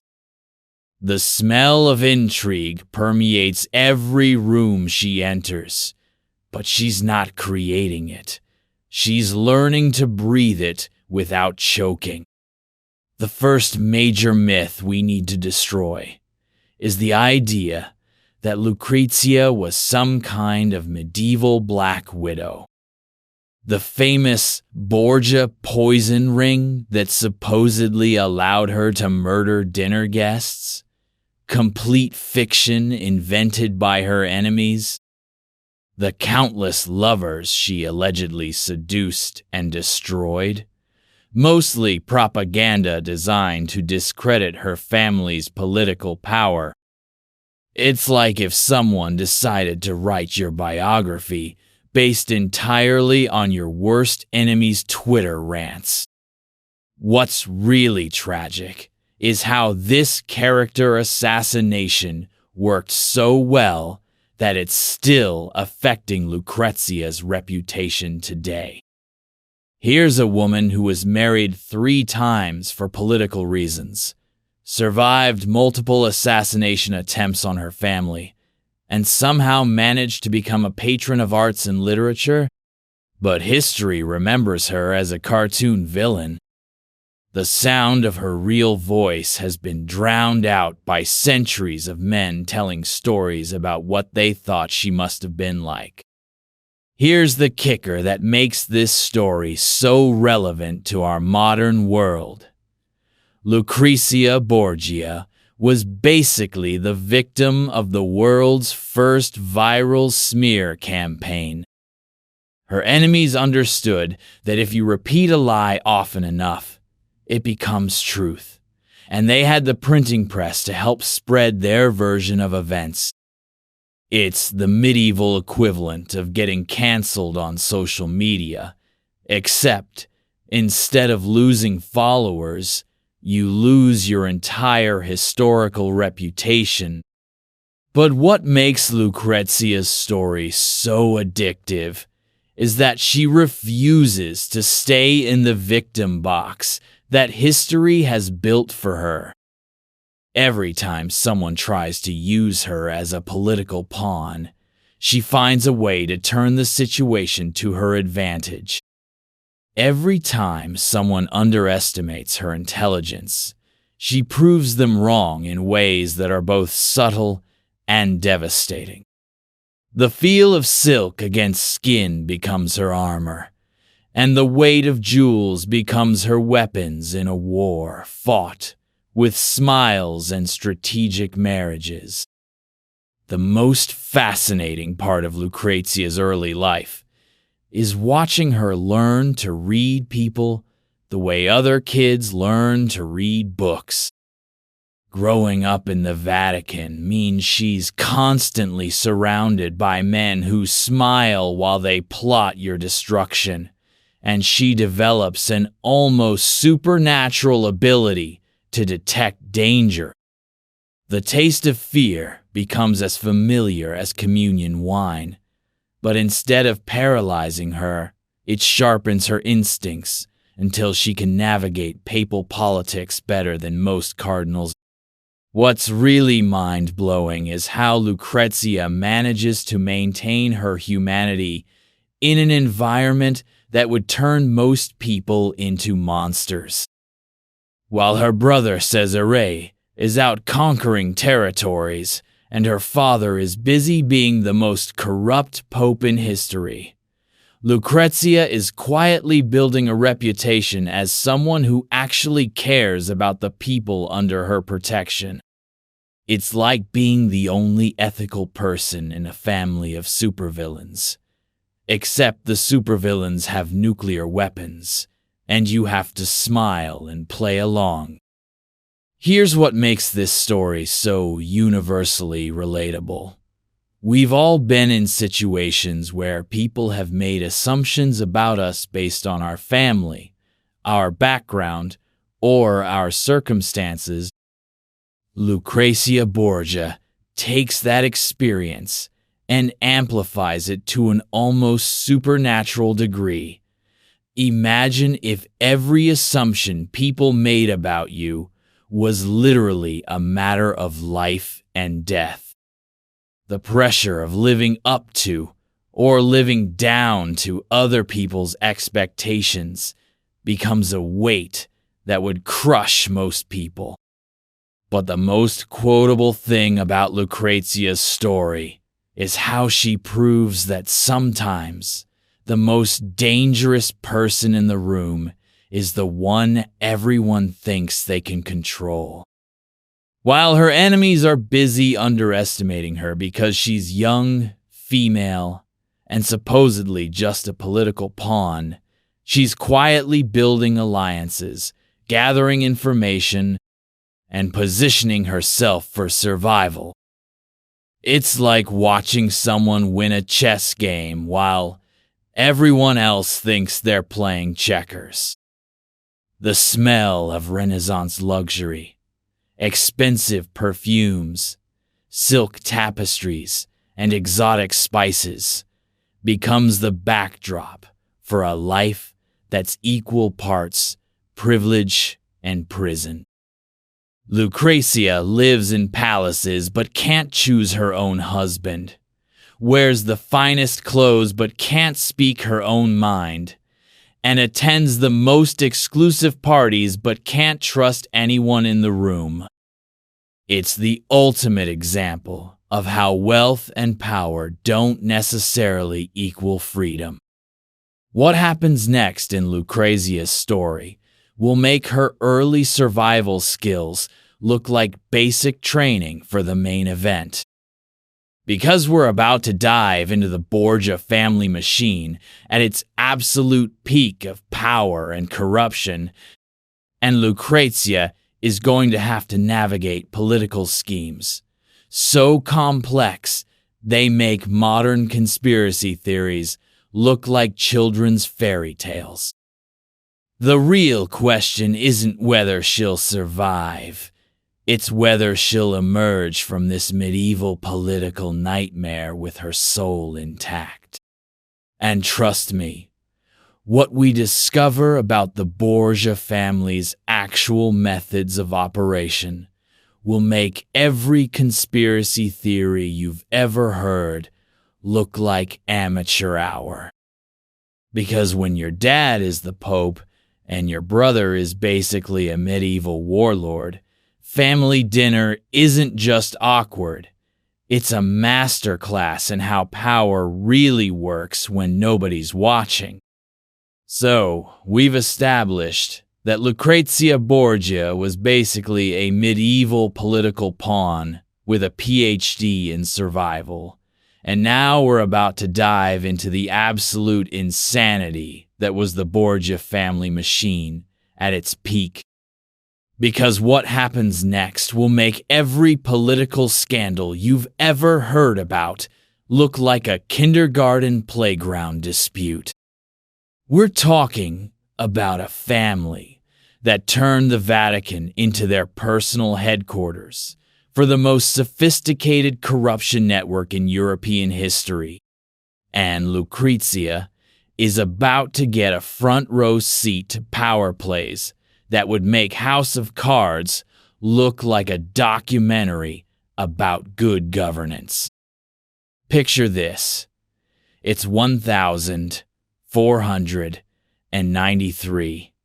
and Pope Alexander VI, aka Rodrigo Borgia, aka Lucrezia's dad, is settling into his new role as the most powerful man in Christendom.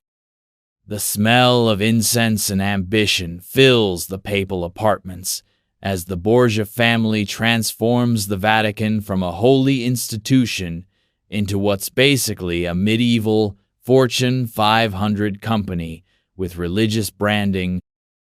The sound of gold coins clinking echoes through the halls as church positions get auctioned off to the highest bidder.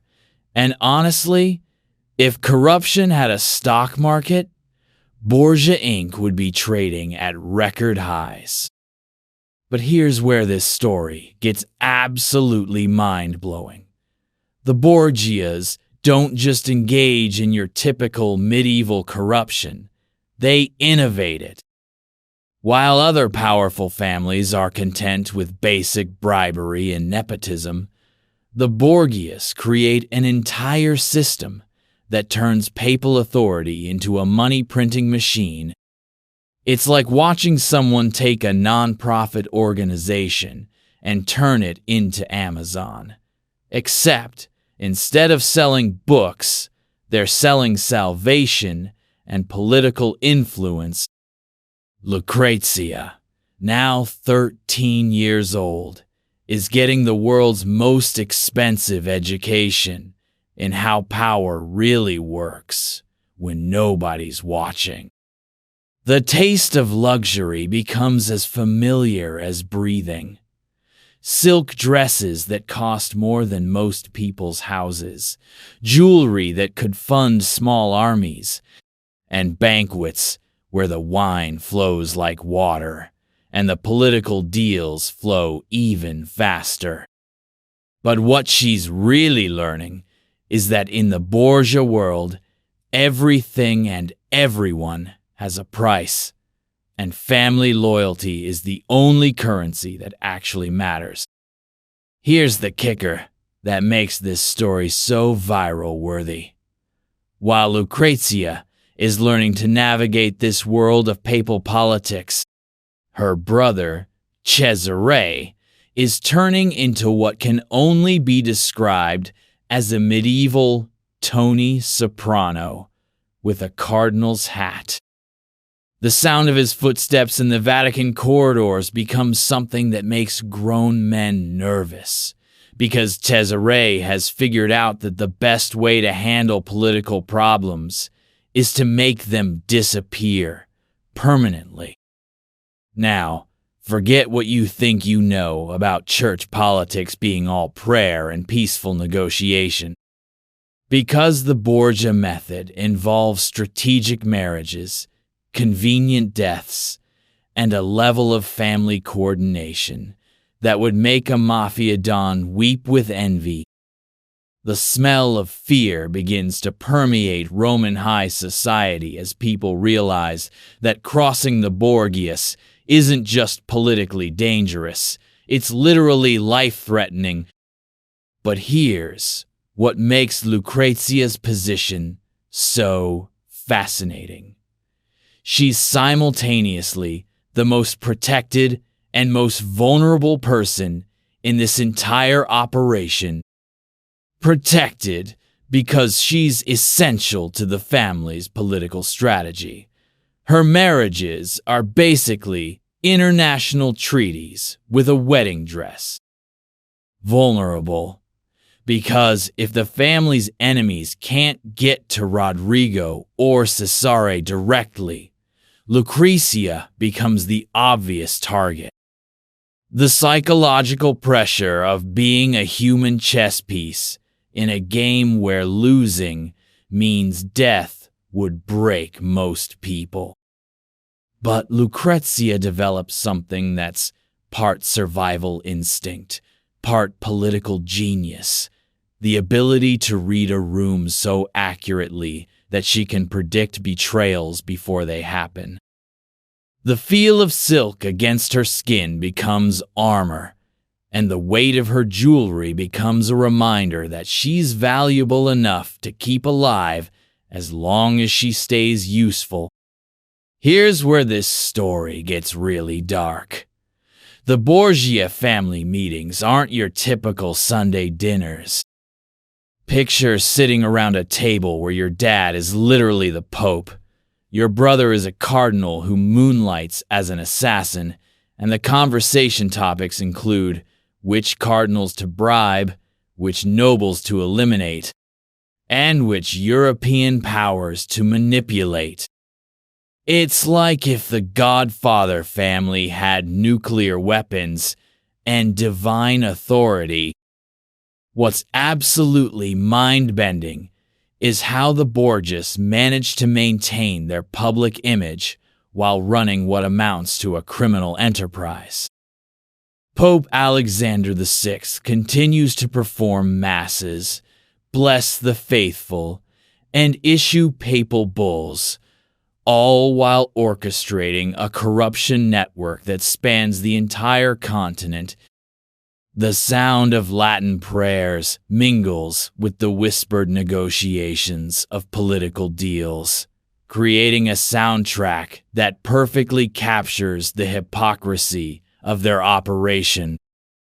But here's the part that makes this story so universally relevant. We've all been in situations where we've had to smile and play along with systems we know are corrupt. Lucrezia takes this experience and amplifies it to an almost supernatural degree. Imagine if your family business was literally running the world's largest religious institution as a personal ATM. The cognitive dissonance of maintaining your humanity while participating in institutional corruption becomes a daily struggle. The most quotable thing about the Borgia operation is how they prove that the most dangerous corruption isn't the obvious kind. It's the kind that comes wrapped in legitimacy and blessed by authority. While everyone's looking for the stereotypical villains, the Borgias are hiding in plain sight, using their religious authority to justify behavior that would make secular tyrants blush. It's like watching someone rob a bank while wearing a police uniform and carrying a warrant. What makes Lucrezia's role in all this so tragic is that she becomes complicit not through choice, but through survival. Every smile at a political dinner, every gracious acceptance of a marriage proposal, every public appearance becomes part of the family's larger scheme. The taste of complicity becomes as bitter as the wine at papal banquets, a constant reminder that her very existence serves purposes she never chose. Here's the kicker that makes this story so addictive. The Borgia family actually succeeds, while other corrupt families eventually get exposed and destroyed. The Borgias managed to maintain their power for years, accumulating wealth and influence that would make modern oligarchs jealous. They prove that if you're going to be corrupt, you might as well be spectacularly good at it. The smell of success, mixed with moral decay, creates an atmosphere that's both intoxicating and nauseating.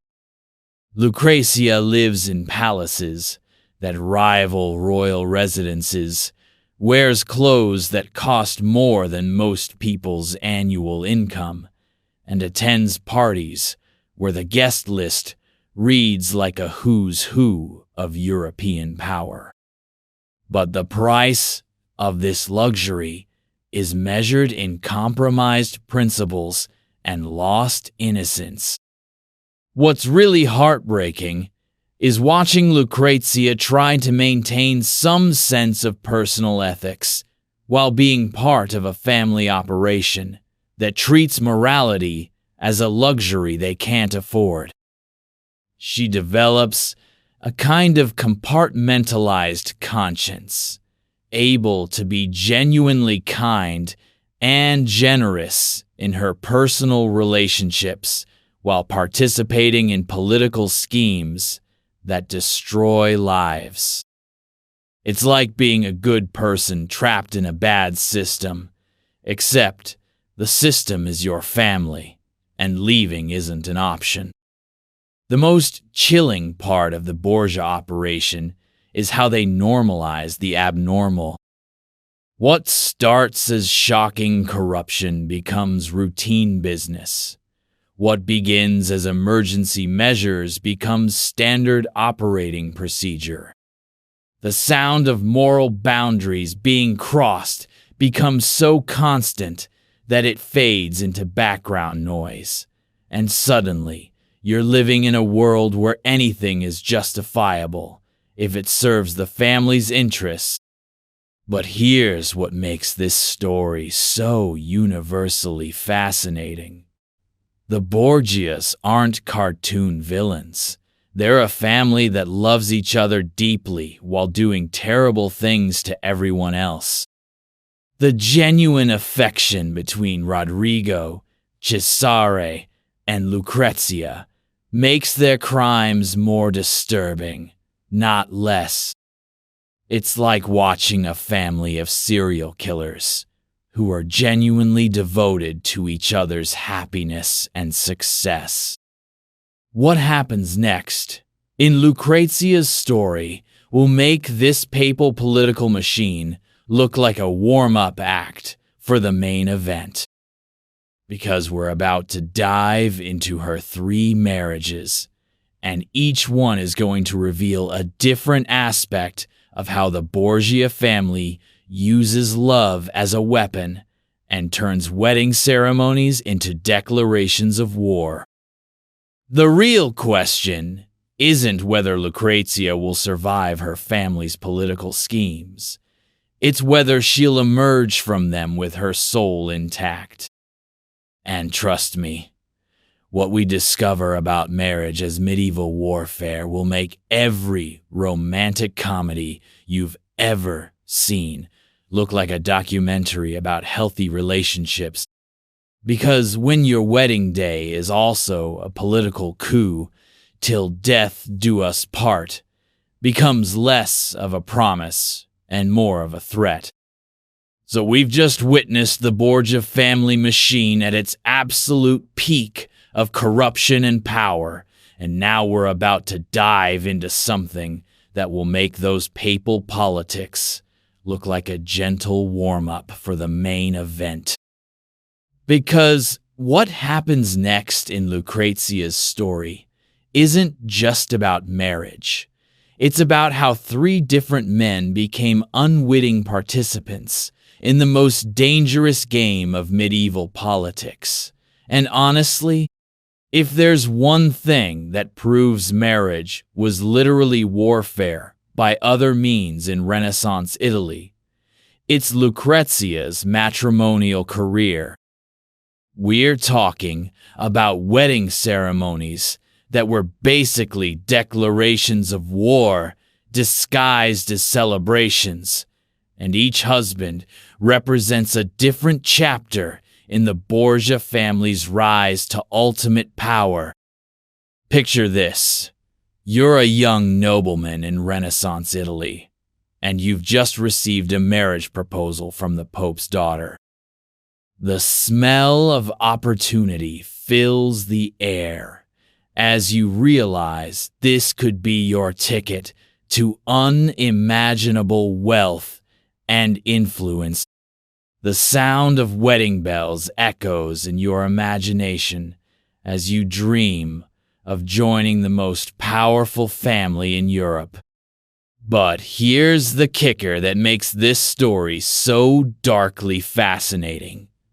Accepting a marriage proposal from Lucrezia Borgia is like winning the lottery and signing your own death warrant at the same time.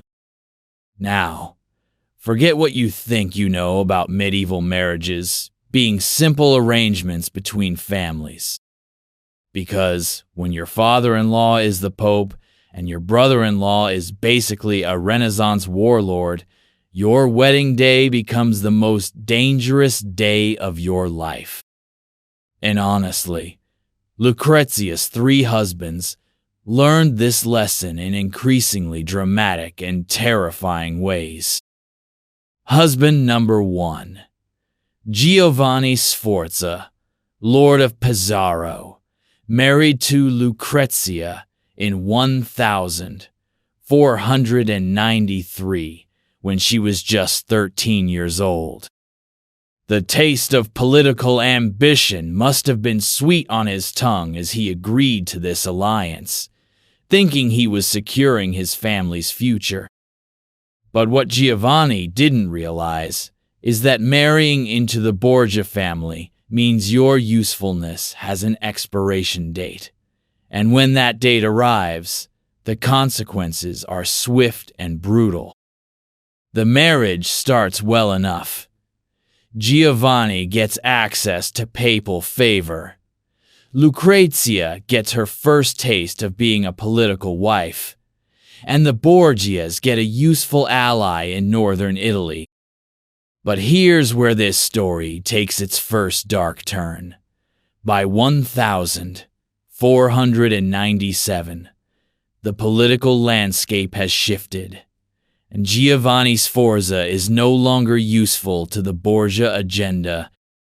The smell of danger begins to permeate their relationship as Lucrezia realizes her family is planning something that will destroy her first marriage. The solution the Borgias choose is so cynical it takes your breath away. They decide to annul the marriage by claiming it was never consummated.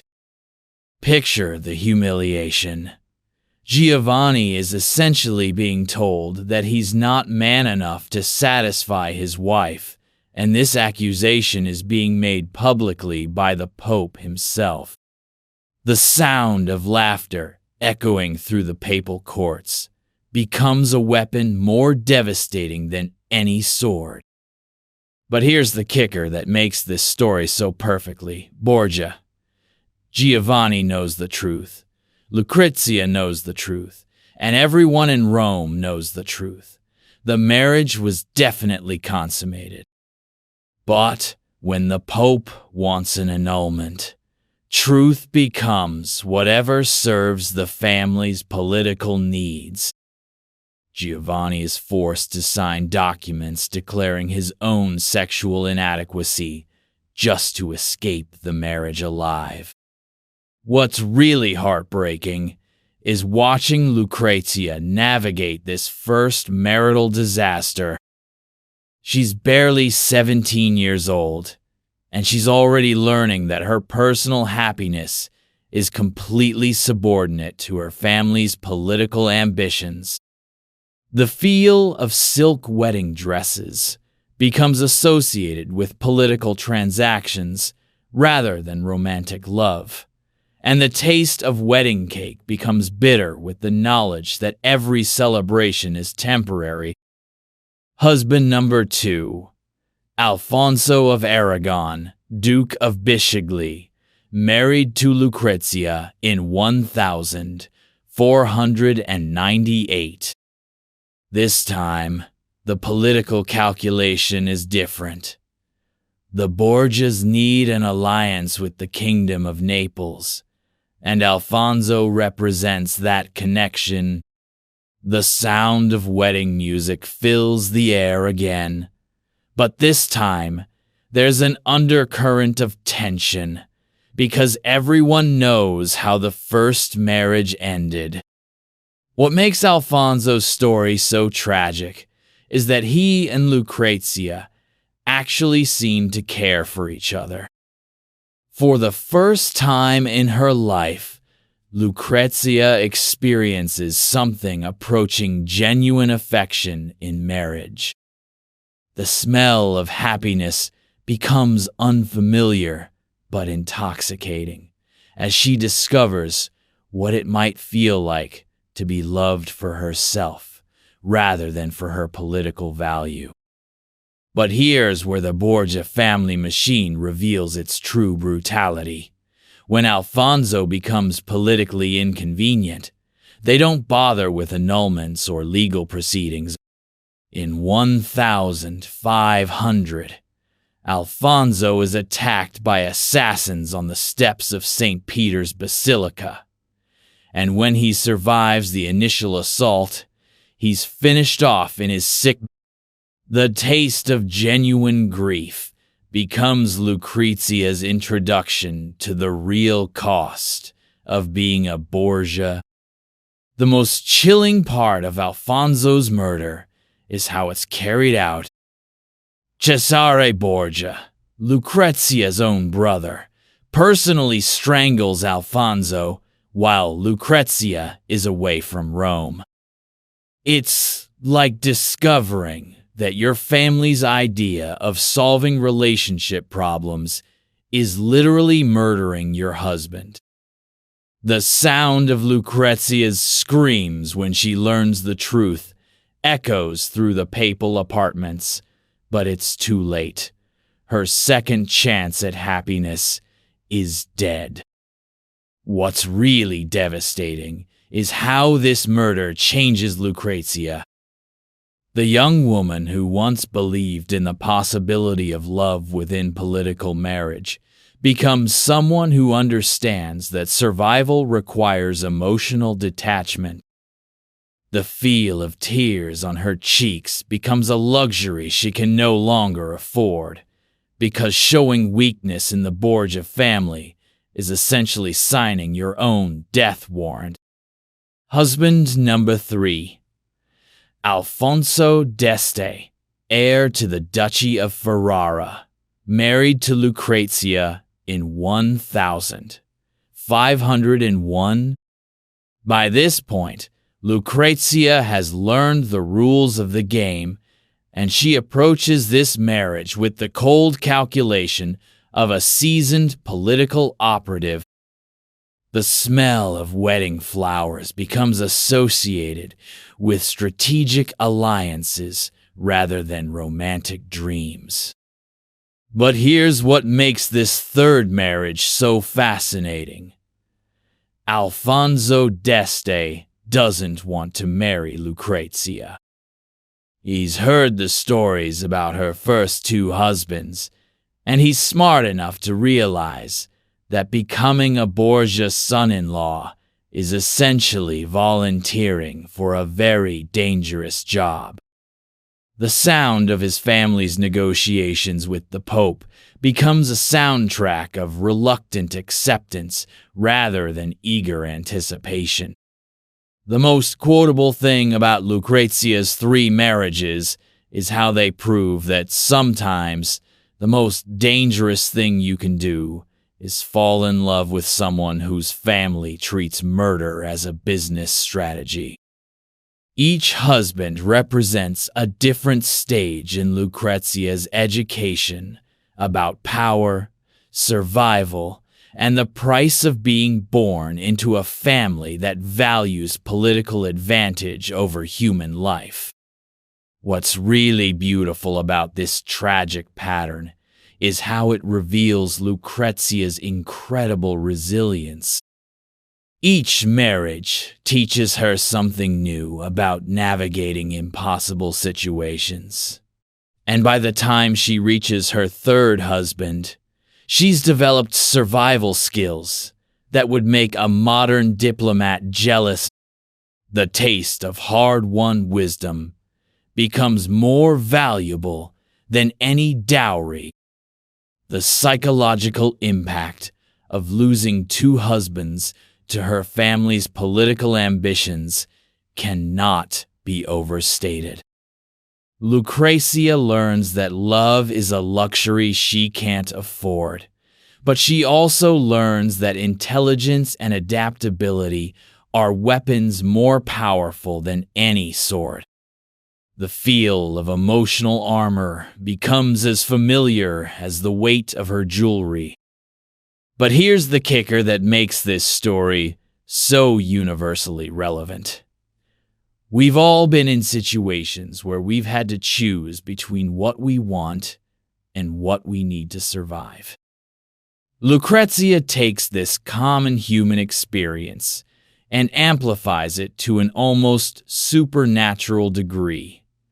Imagine if every personal relationship in your life was also a potential death sentence.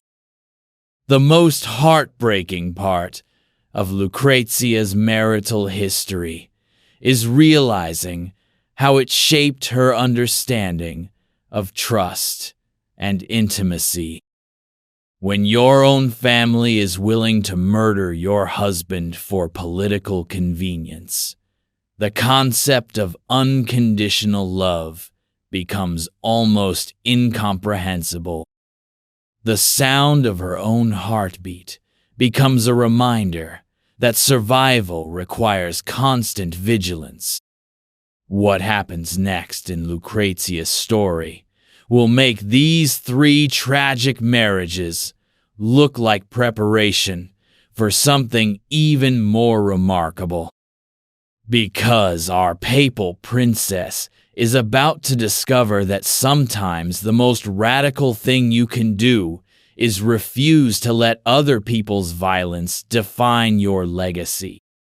The final chapter of her life is waiting, and it's going to prove that even someone born into the most corrupt family in Europe can choose to create something beautiful.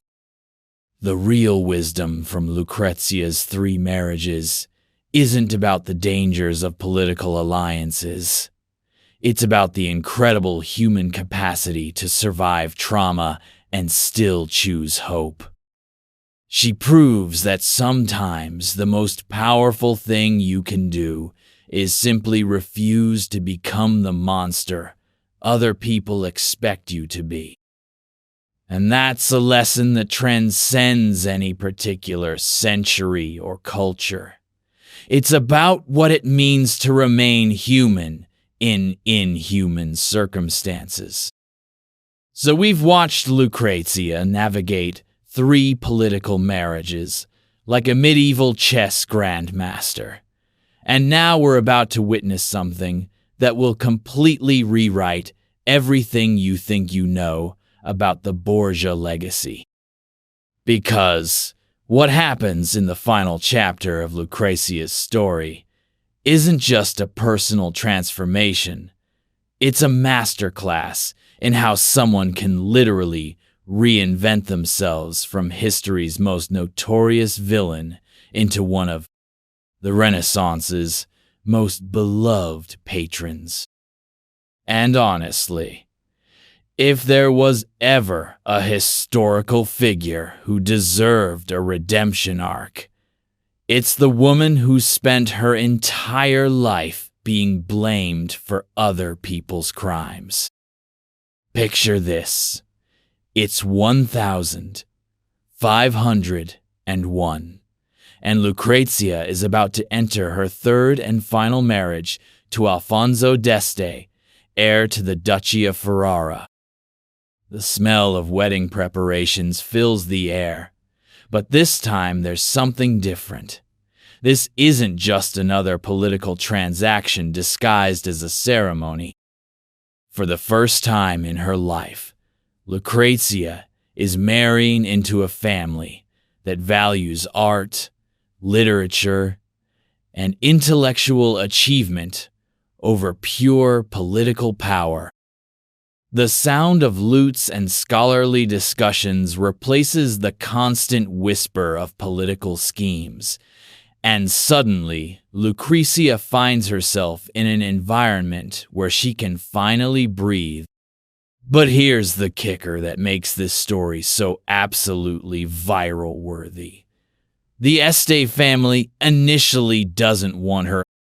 They've heard all the rumors about the poisoning Borgia daughter, and they're basically being forced into this marriage by political necessity. It's like being the new kid at school, where everyone's already decided your trouble based on gossip, They heard from someone who heard it, from someone else.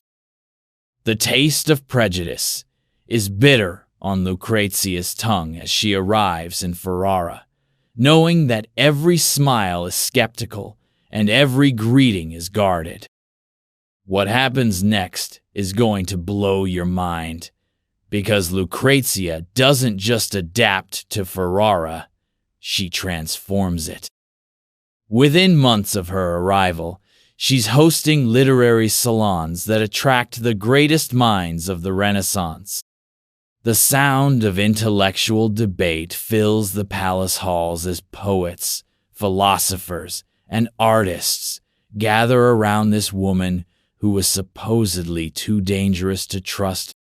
It's like watching someone who's been typecast as a villain suddenly reveal they're actually a brilliant director. Here's what makes Lucrezia's transformation so universally inspiring. She doesn't just reject her family's legacy, she actively creates a new one. While her father, Pope Alexander VI, is still scheming in Rome, and her brother Cesare is conquering territories through violence, Lucretia is building something entirely different. The smell of ink and parchment replaces the scent of political intrigue as she becomes a patron of writers, artists, and scholars. The most quotable thing about this period of Lucrezia's life is how she proves that sometimes the best revenge against people who've slandered you is to become so genuinely admirable that their lies become obviously ridiculous. Every act of kindness, every scholarly discussion, every artistic commission becomes evidence that the real Lucrezia Borgia is nothing like the cartoon villain her enemies created. It's like watching someone respond to cyberbullying by becoming so successful and beloved that the trolls just look pathetic. But here's where this story gets really fascinating. Lucrezia doesn't just become a patron of the arts. She becomes genuinely skilled at them herself. She learns to play multiple musical instruments, writes poetry that's actually good, and develops a reputation as one of the most intellectually sophisticated women in Italy. The feel of silk against her fingers as she plays the lute becomes as natural as the feel of political tension once was, but now it's creating beauty instead of navigating danger. What's really mind-blowing is how Lucrezia manages to maintain her political skills while using them for completely different purposes. All those years of reading people, understanding motivations, and navigating complex social dynamics now serve her as she builds coalitions of artists and intellectuals. It's like watching a master spy decide to use their skills to organize the world's best book club. The transformation of Lucrezia's reputation in Ferrara happens so gradually that it's almost magical. People who arrived expecting to meet a dangerous seductress find themselves charmed by a woman who genuinely cares about their artistic projects and intellectual pursuits. The sound of laughter replaces the whispers of suspicion as Lucrezia's salon becomes the cultural heart of Renaissance Ferrara. Here's the part that makes this story so universally relatable. We've all been in situations where we've had to overcome other people's preconceptions about us. Lucrezia takes this challenge and turns it into an art form. proving that sometimes the best way to change people's minds is to consistently be the opposite of what they expect.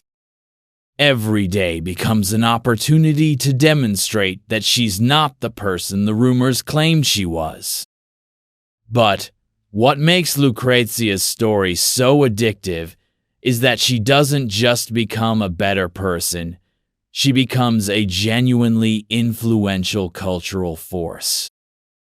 Her patronage helps launch careers, her salon becomes a center of Renaissance innovation, and her personal library becomes one of the most impressive collections in Italy. The taste of intellectual achievement becomes as satisfying as political victory once was, but without the moral compromises. The most heartbreaking part of Lucrezia's transformation is realizing what she might have become if she'd been born into a different family. All that intelligence, charm, and political skill that the Borgias used for corruption could have been channeled into positive achievements from the beginning. It's like watching someone discover their true calling after spending years in the wrong career. What's really tragic is how Lucrezia's genuine achievements get overshadowed by her family's continued scandals. While she's building a reputation as one of Renaissance Italy's most cultured and generous patrons, the Borgia name continues to be associated with poison, murder, and corruption. The smell of her family's reputation follows her like smoke, even as she's creating something entirely different. Here's the kicker that makes this story so perfectly ironic. By the time Lucrezia dies in 1519, she's beloved in Ferrara, but still vilified by history.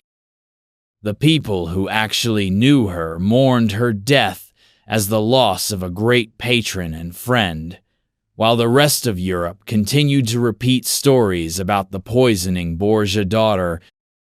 It's like being a completely different person in your hometown than you are in the tabloids. The sound of genuine grief fills Ferrara when Lucrezia dies, because she'd managed to create something that transcended her family's legacy. Artists who'd been supported by her patronage, scholars who'd been encouraged by her interest, and friends who'd been touched by her kindness, all recognize that they've lost someone truly special.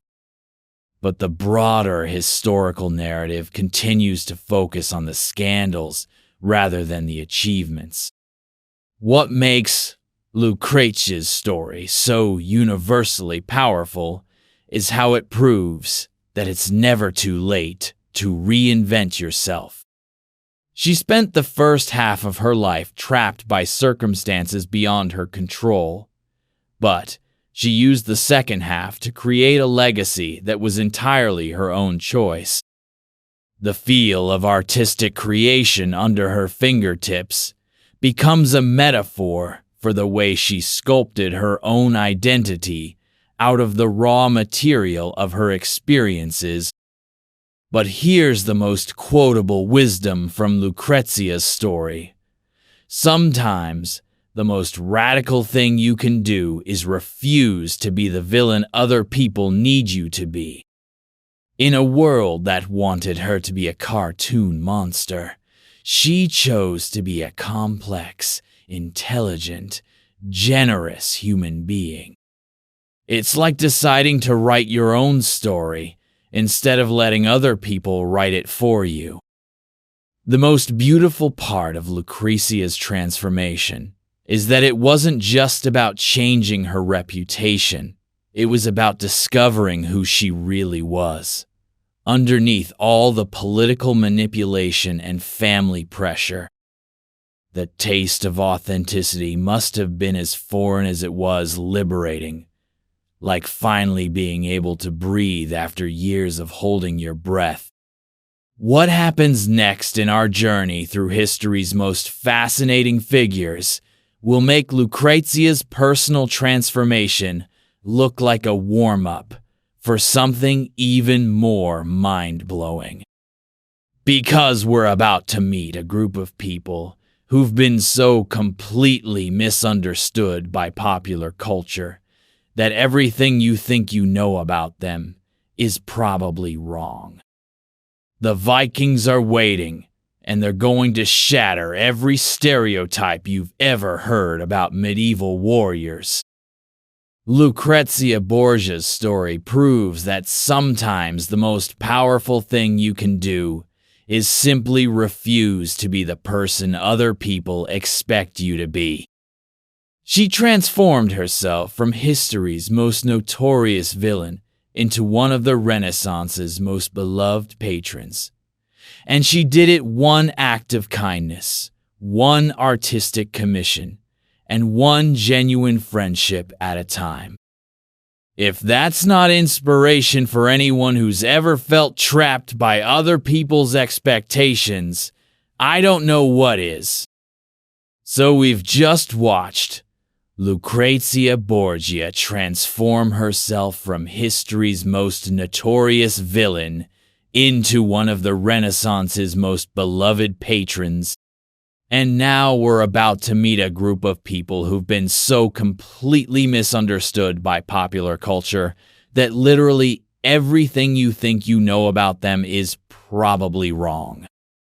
And honestly, if there's one historical group that deserves a complete image makeover, it's the Vikings, because these seafaring warriors have been so butchered by Hollywood stereotypes that the real story is actually way more fascinating than any movie could make it.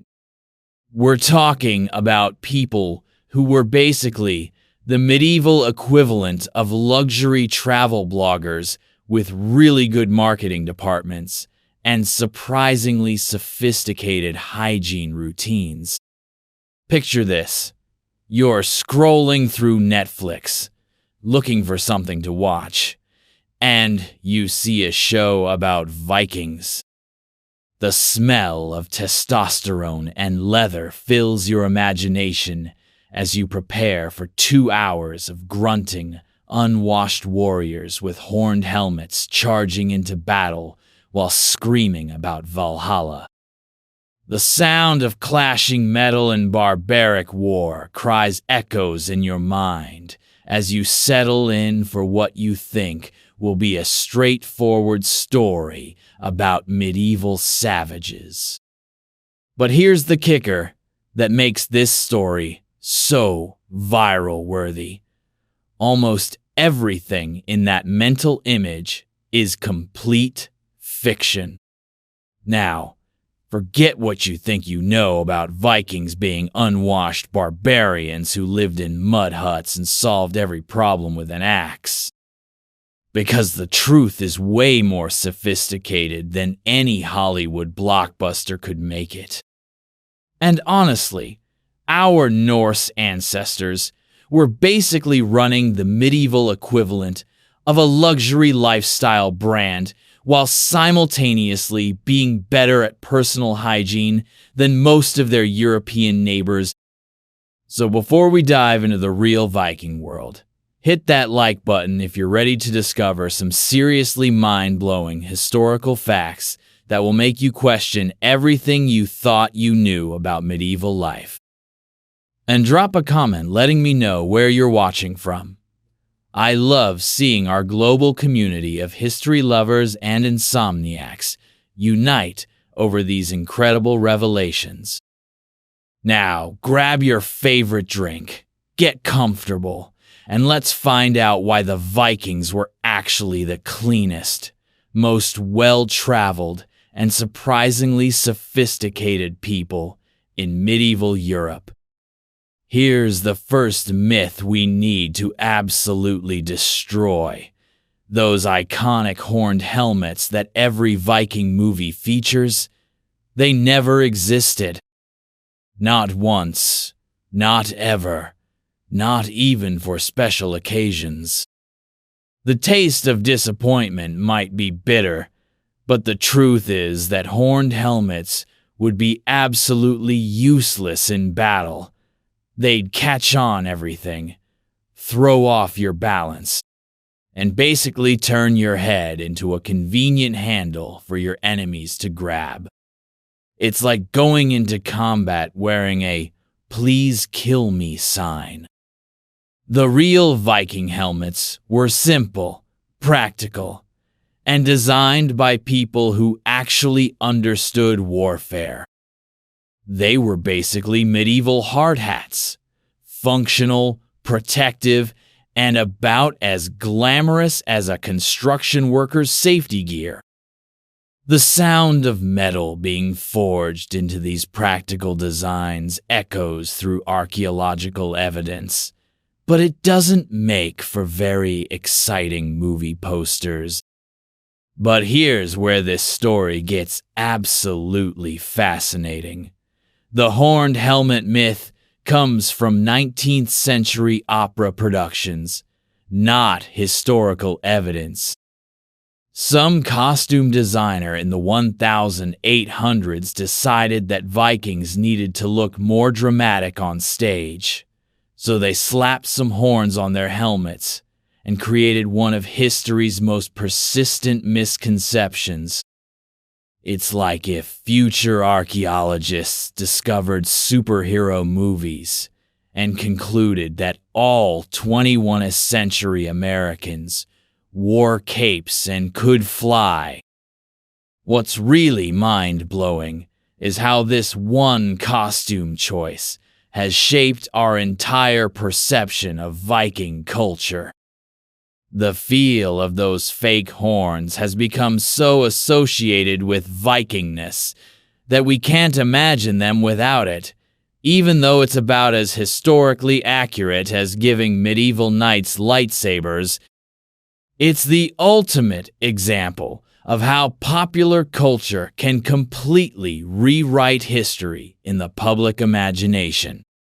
Here's the second myth that's going to blow your mind. Vikings weren't actually called Vikings. The word Viking was a verb, not a noun. It meant to go raiding or to go on an expedition. So when someone said they were going Viking, it was like saying they were going on a business trip, except the business involved longships and the occasional monastery. The people we call Vikings actually called themselves Norse, Danes, Swedes, or Norwegians, depending on where they came from. But here's what makes this linguistic confusion so perfectly ironic. We've basically named an entire culture after their part-time job. It's like if future historians called all Americans Uber drivers, because that's the only context in which they encountered them.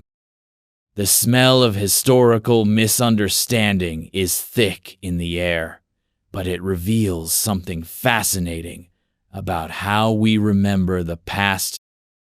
The most quotable thing about Viking misconceptions is how they prove that sometimes the most persistent facts are actually the most wrong. Every horned helmet in every museum gift shop, every barbaric warrior in every movie, every unwashed savage in every history textbook, it's all based on romantic fantasies rather than archaeological evidence. It's like building an entire understanding of modern life based on action movies and beer commercials. What's really tragic is how these myths have overshadowed the genuinely incredible achievements of Norse culture. While Hollywood is busy portraying them as one-dimensional barbarians, the real Vikings were master shipbuilders, skilled metalworkers, accomplished poets, and surprisingly sophisticated traders. The sound of their poetry being recited around fires is lost beneath the clash of fictional battle scenes. Here's where this story becomes universally relatable. We've all been misunderstood based on limited information or stereotypes. The Vikings take this experience and amplify it to an almost supernatural degree. Imagine if your entire culture's reputation was based on what you did during your wildest weekend, and everyone forgot about your day job, your family life, and your actual values. The taste of being misrepresented becomes a constant reminder that first impressions can be devastatingly wrong. But what makes the real Viking story so addictive is that the truth is actually more impressive than the myths. These weren't savage barbarians stumbling around Europe with axes. They were sophisticated maritime entrepreneurs who built trade networks spanning from Greenland to Constantinople. The feel of salt spray on their faces as they navigated by the stars represents a level of skill and courage that makes modern extreme sports look like playground activities. The most heartbreaking part of Viking stereotypes is how they've reduced a complex, sophisticated culture to a collection of violent cliches. The real Norse people were farmers, craftsmen, merchants, explorers, and yes, occasionally raiders. But they were also parents, lovers, poets, and dreamers. The smell of their daily lives, cooking fires, crafted leather, and carefully maintained homes gets lost in the fictional stench of unwashed warriors. Here's the kicker that makes this story so perfectly relevant to our modern world. The Vikings were basically the first global entrepreneurs. They built brands, established trade routes, and created networks that connected cultures across vast distances. It's like if Amazon had been founded by people who also happened to be really good at sword fighting. What's absolutely mind-bending is how Viking society was actually more progressive in many ways than the civilized cultures they encountered. Women had more rights. Social mobility was more possible, and personal hygiene was actually a cultural priority. The sound of their democratic assemblies making decisions contrasts sharply with the autocratic systems of medieval Europe. The psychological impact of discovering the real Vikings is like finding out that everything you thought you knew about a celebrity was based on tabloid rumors. Suddenly, the one-dimensional caricature gets replaced by a complex, fascinating reality that's actually more interesting than the fiction. The feel of having your assumptions challenged becomes both uncomfortable and exhilarating. But here's what makes this story so universally inspiring. The Vikings prove that sometimes the most maligned groups in history are actually the most innovative. While their contemporaries were stuck in rigid social systems, the Norse were exploring new worlds, literally and figuratively. They were the medieval equivalent of startup founders, willing to take risks, explore new markets, and challenge conventional wisdom. What happens next in our exploration of Viking reality will make these cultural misconceptions look like gentle misunderstandings. Because we're about to dive into the world of berserkers. And the truth about these legendary warriors is going to completely rewrite everything you think you know about medieval combat psychology. The real question isn't whether berserkers were real, it's whether they were warriors, or something much more complex and fascinating. And trust me, what we discover about the intersection of spirituality, psychology, and warfare in Norse culture will make every action movie you've ever seen look like a children's cartoon. Because when your religious beliefs and your combat techniques become the same thing, the line between warrior and mystic disappears entirely. So we've just destroyed the myth of horned helmets and discovered that Vikings were basically medieval hygiene influencers. And now we're about to dive into something that's going to completely rewrite everything you think you know about the most legendary warriors in Norse culture. Because berserkers weren't just random crazy people who happened to be good at fighting, they were something far more complex and fascinating than any action movie could ever capture. We're talking about warriors who turned spiritual practice into psychological warfare.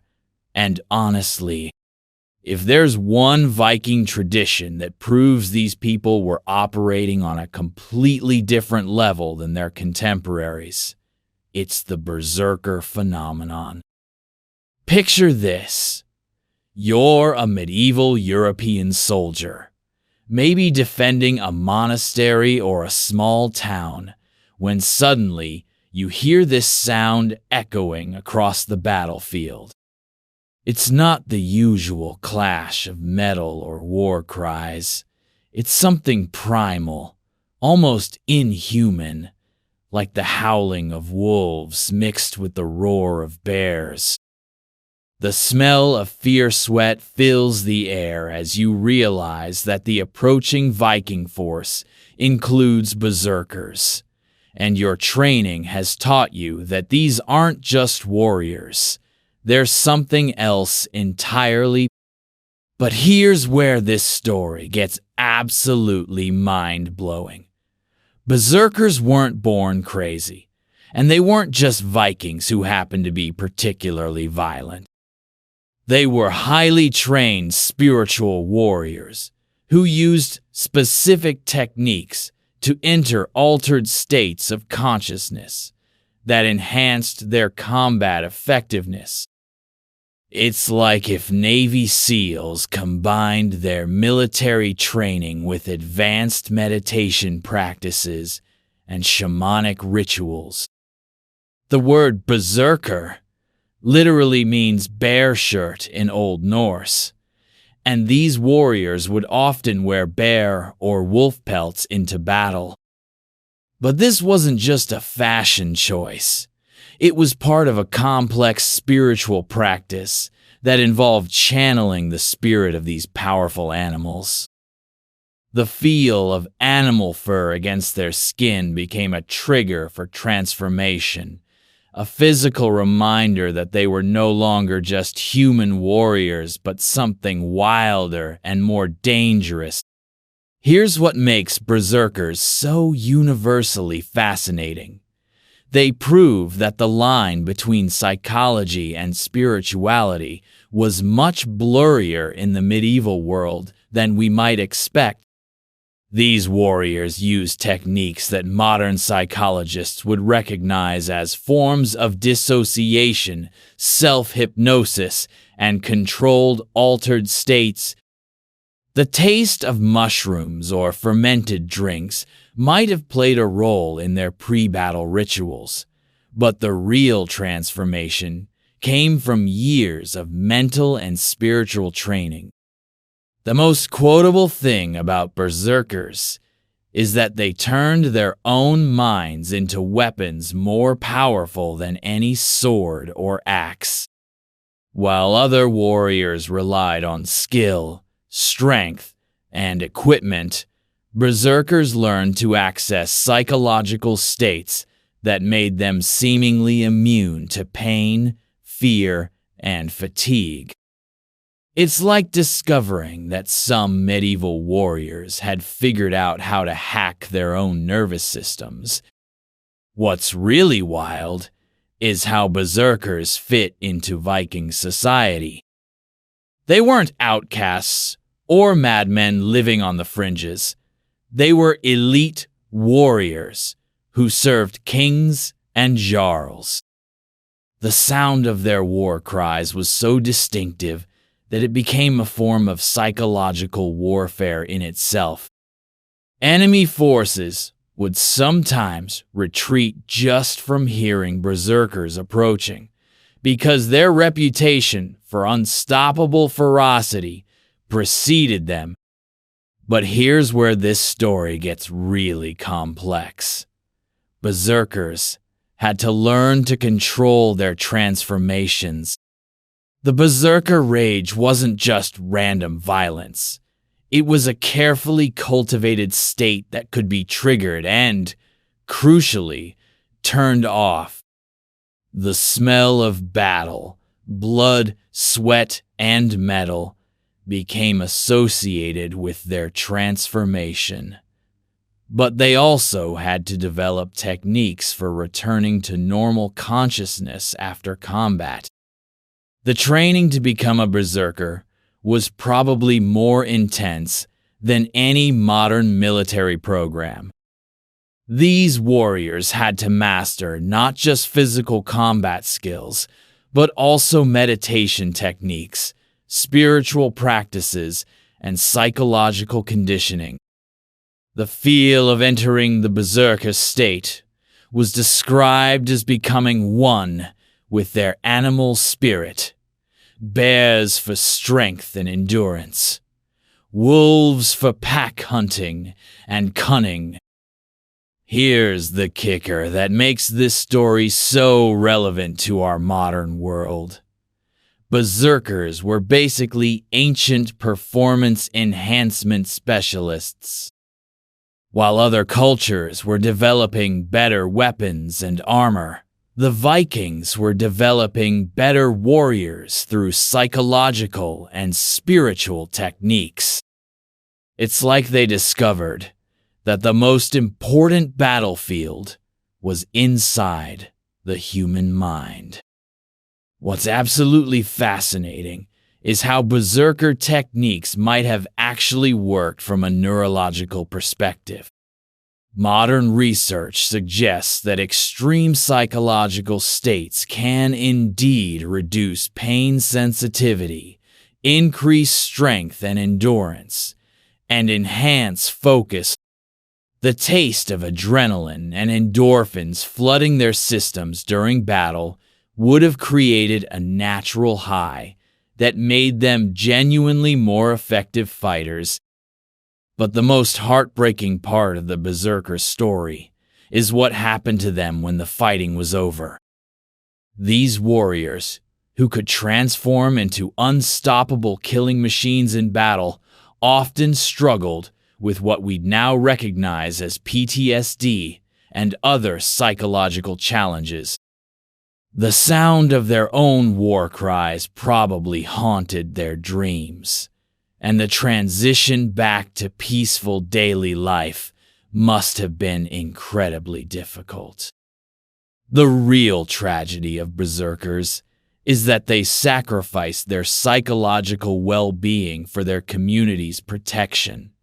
And then history turned them into cartoon monsters. Instead of recognizing them as sophisticated warrior mystics who used advanced psychological techniques, popular culture has reduced them to mindless savages.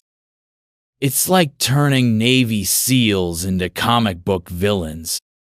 What makes this story so universally relatable is that we've all experienced moments where we've had to access parts of ourselves that we normally keep hidden. Maybe it's finding unexpected strength in a crisis, or discovering courage we didn't know we had. Berserkers took this human capacity for transformation and turned it into an art form. The smell of pine forests and cold mountain air becomes part of the Berserker story because these warriors often trained in isolation, learning to connect with nature and their animal spirits. They understood something that modern psychology is just rediscovering, that our mental states are far more malleable than we usually believe. Here's what makes Berserkers so addictive as a historical topic. They challenge our assumptions about the relationship between civilization and wildness. These weren't primitive savages. They were highly trained specialists who used sophisticated techniques to access primal states. It's like discovering that some medieval warriors had figured out how to become superhumans through pure mental discipline. The most beautiful part of the Berserker tradition is how it shows that Vikings understood the power of the mind in ways that many cultures have forgotten. While other societies were focused on external tools and weapons, the Norse were developing internal technologies that enhanced human potential. The feel of transformation, from ordinary person to legendary warrior, represents a kind of human achievement that transcends simple military success. But the real wisdom of the Berserker tradition is that it proves humans are capable of far more than we usually imagine. These warriors showed that with the right training, mental discipline, and spiritual practice, people can access states of consciousness that seem almost supernatural. It's a reminder that the boundaries we think exist between possible and impossible are often just limitations we've accepted without questioning. What happens next in our exploration of Viking culture will make these warrior mystics look like just the beginning of how sophisticated Norse society really was. Because we're about to dive into Viking death rituals, and what we discover about how they approached mortality will completely transform your understanding of what it means to live with courage and die with honor. The real question isn't just how Berserkers fought, it's how their entire culture prepared for the ultimate transformation that awaits us all. And trust me, what we learn about Viking attitudes toward death and the afterlife will make every modern self-help book look like amateur hour. Because when your entire worldview is built around the idea that how you die is more important than how long you live, every day becomes an opportunity to prove your worth. So, we've just discovered that Berserkers were basically medieval warrior mystics who turned their minds into weapons. And now, we're about to dive into something that will completely transform your understanding of what it means to face death with courage and dignity. Because Viking death rituals weren't just about saying goodbye to the deceased.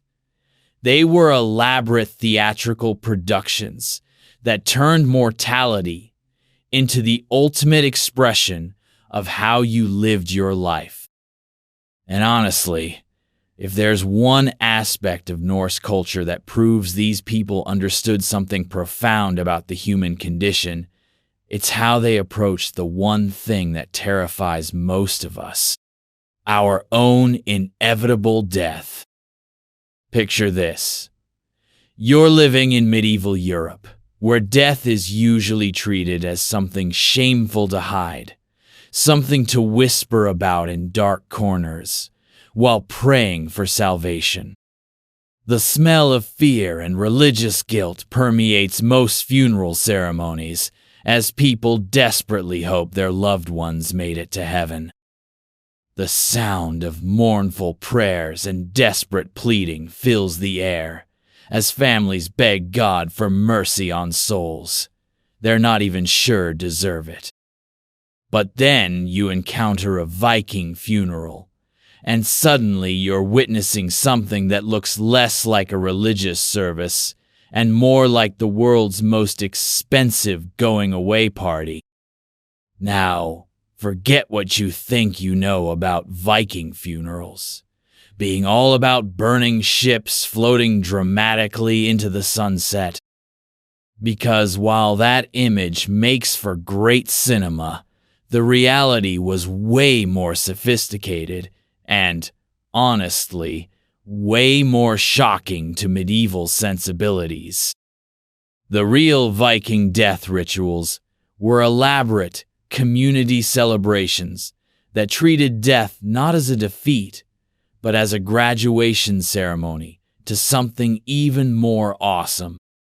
Here's the first mind-blowing fact that's going to change everything you thought you knew about Norse death customs. Most Viking funerals didn't actually involve ships being set ablaze and launched at sea. That Hollywood image comes from mythology, specifically the funeral of Balder, the god who was laid to rest on his ship Hringhorni and sent out to sea in flames. The real Viking funerals usually involved ship-shaped burial plots marked by stones, creating the outline of a vessel around the grave site too. But here's where this story gets absolutely fascinating. When Vikings did use actual ships in their funeral rituals, it was because boats represented something far more profound than just transportation. Ships were symbols of the journey to the afterlife, and the most elaborate ship burials were reserved for the elite three. The feel of carved wood under their hands as they prepared these vessels became a sacred act, transforming ordinary craftsmanship into spiritual preparation. What makes Viking death rituals so universally shocking is how they completely inverted medieval attitudes toward mortality. While most European cultures treated death as something to fear and mourn, Vikings treated it as something to celebrate and prepare for. The smell of funeral pyres wasn't associated with tragedy. It was the scent of liberation, as Vikings believed the smoke would carry the deceased's soul to the afterlife. Here's the kicker that makes this story so viral-worthy. Viking funeral preparations were basically medieval estate planning on steroids. The deceased was surrounded by personal possessions, weapons, and sometimes even sacrificed animals or slaves to serve them in the next world. It's like packing for the ultimate vacation, except the destination is eternity, and you're bringing your entire household staff. But what's really mind-blowing is how democratic Viking death rituals could be. While ship burials were reserved for the wealthy, cremation on funeral pyres was common practice, accessible to ordinary people. The sound of communities gathering to honor their dead creates a soundtrack of shared grief and celebration that's completely different from the private, somber affairs of other medieval cultures.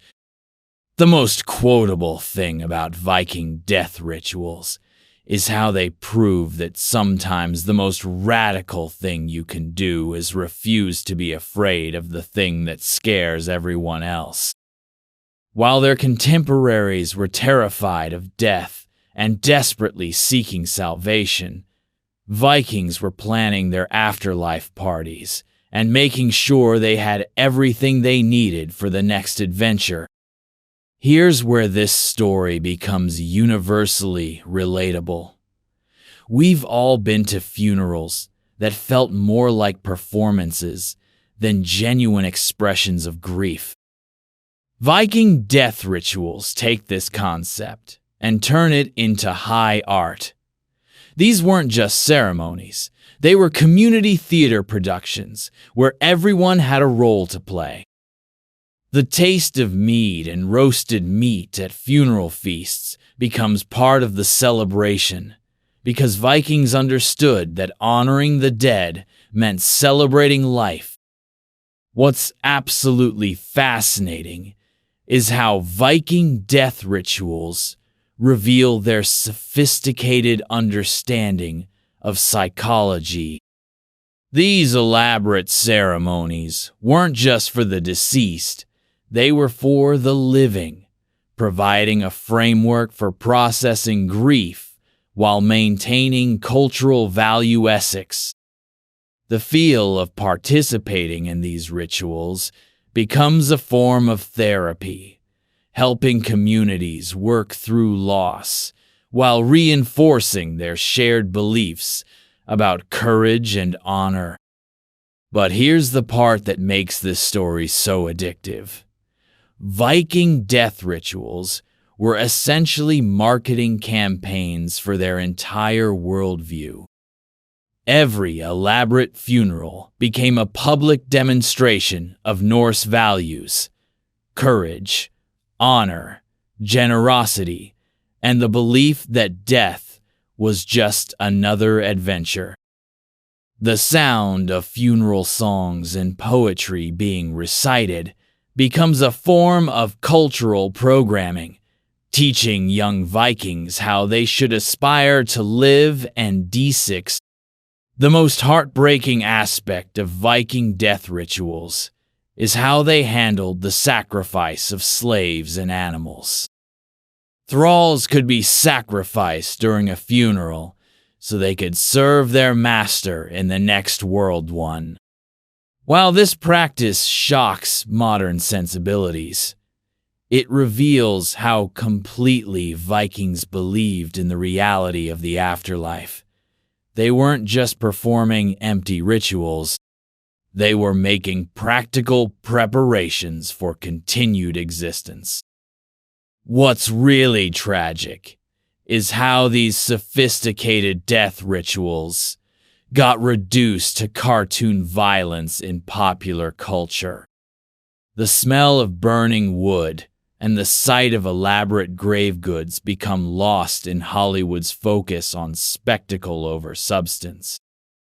The real Viking funerals were complex community events that combined spiritual beliefs, social status, and psychological healing into elaborate ceremonies that could last for days 7. Here's the kicker that makes this story so perfectly relevant to our modern world. Viking death rituals prove that how a culture approaches death reveals everything about how it approaches life. While medieval Christians were focused on salvation and judgment, Vikings were focused on honor and continuation. The feel of preparing for death becomes a way of preparing for life, because Vikings believed that knowing how to die well was the key to living well late. The psychological impact of these death rituals on Viking society cannot be overstated. When your entire culture treats death as the ultimate test of your character, every day becomes an opportunity to prove your worth height. The taste of this constant preparation becomes both exhilarating and exhausting, creating a society of people who were genuinely prepared to die for their beliefs. But the most beautiful part of Viking death rituals is how they created a sense of continuity between the living and the dead. The deceased weren't gone. They were just relocated to a different realm where they continued to exist and could even influence the world of the living nine. The sound of ancestors being invoked in daily life creates a sense of connection that transcends mortality. What makes this story so universally inspiring is how Viking death rituals prove that sometimes the most powerful thing you can do is create meaning out of the meaningless. Death is the one experience that every human faces, but Vikings managed to transform it from a source of terror into a source of motivation. They turned the ultimate ending into the ultimate beginning. The most quotable wisdom from Viking death rituals is that they understood something we've forgotten, that how you prepare for death determines how you experience life. When you're not afraid of dying, you're free to truly live. When you believe that death is just another adventure, every day becomes preparation for the ultimate journey. But here's what makes this story so perfectly ironic. The Vikings, who were supposedly barbaric savages, had developed one of the most sophisticated approaches to mortality in human history, while their civilized contemporaries were paralyzed by fear of death and judgment. Vikings were throwing elaborate parties to celebrate their transition to the next world. The smell of funeral pyres becomes a metaphor for transformation, not destruction, but change from one state to another. Vikings understood that cremation was about liberation, allowing the soul to be freed from the body and travel to its next destination. 3. It's like they figured out that the best way to deal with the fear of death was to make it into something worth looking forward to. What happens next in our final exploration of Viking culture will make these death rituals look like just one aspect of a completely different way of understanding what it means to be human. Because we're about to discover that the Vikings who shocked the world with their approach to death were equally shocking in their approach to something much more mundane, but equally revealing: personal hygiene. And trust me, what we learn about Viking cleanliness habits will completely destroy every stereotype you've ever heard about medieval life. The real wisdom of Viking death rituals isn't about how to die. It's about how to live with the knowledge that death is coming. They prove that when you're not afraid of the ending, you're free to write a much better story. And that's a lesson that transcends any particular culture or time period. It's about what it means to be courageously, authentically human. So we've just witnessed Vikings turning death into the ultimate celebration of life. And now, we're going to close out our incredible journey through history's most misunderstood people with something that will completely blow your mind. Because if there's one final myth about Vikings that needs to be absolutely destroyed, it's the idea that they were dirty, unwashed barbarians who lived in filth.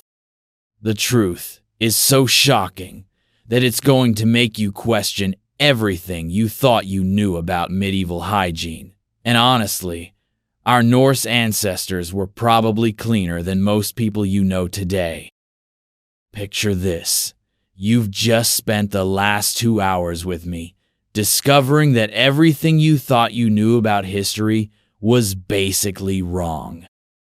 We've watched an entire city dance itself to death, met a king who treated his kingdom like a personal ATM, discovered that history's most notorious villain was actually a Renaissance patron saint, and learned that Vikings were sophisticated entrepreneurs with advanced psychological warfare techniques.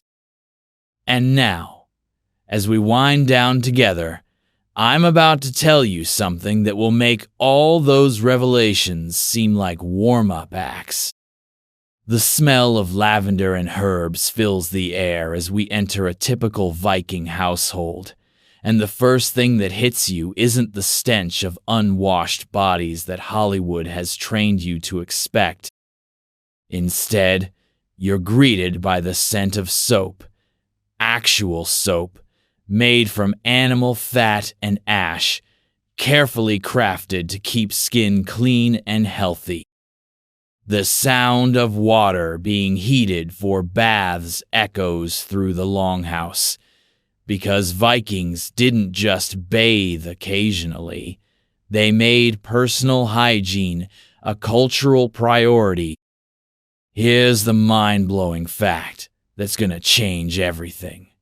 Vikings bathed at least once a week, which made them significantly cleaner than most of their European contemporaries.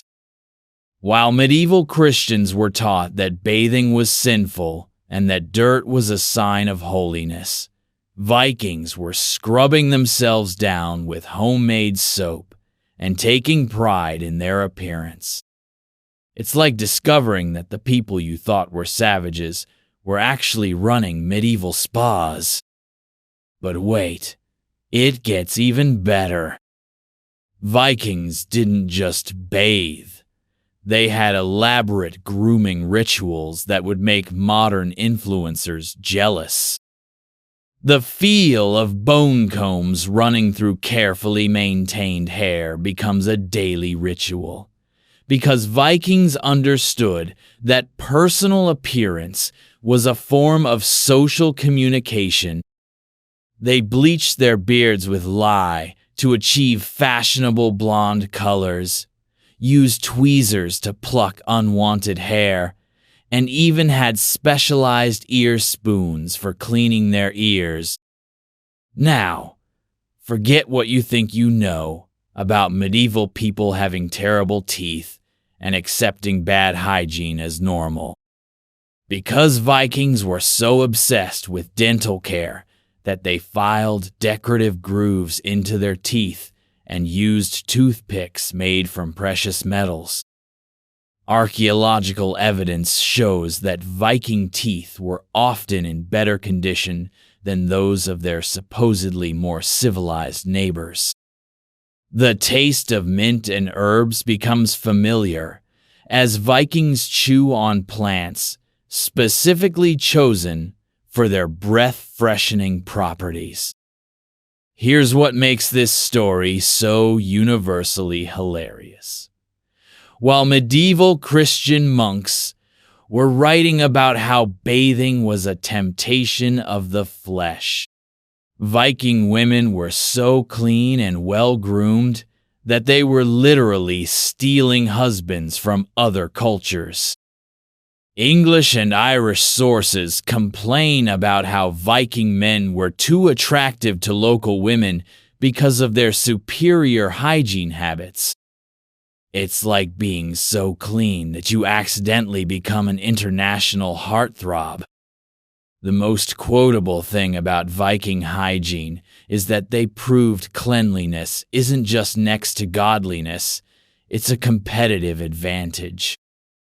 While their enemies were distracted by fleas and body odor, Vikings were focused on conquest and trade.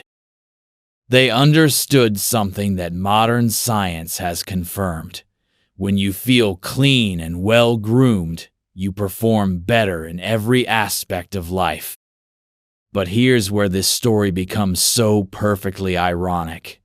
The dirty barbarian stereotype was basically medieval propaganda, created by people who were actually dirtier than the Vikings they were criticizing.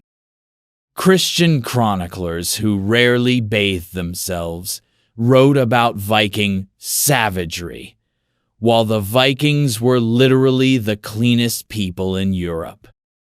It's like being called unhygienic by someone who hasn't showered in months. What's really beautiful about Viking hygiene culture is how it reveals their sophisticated understanding of social psychology. They knew that appearance affects how people perceive you, and they used their superior grooming as a form of psychological warfare. The sound of Viking warriors preparing for battle included not just the sharpening of weapons, but the careful braiding of hair and the application of oils and perfumes. The smell of Viking soap, made from birch, ash, and animal fat, becomes a symbol of how these supposedly primitive people had figured out chemistry that their civilized neighbors couldn't match. They were creating effective cleaning products, while other cultures were still debating whether washing your body was morally acceptable. It's like discovering that the people you thought were living in the Stone Age were actually running advanced laboratories. Here's the kicker that makes this story so relevant to our modern world. Vikings understood that self-care isn't selfish, it's strategic.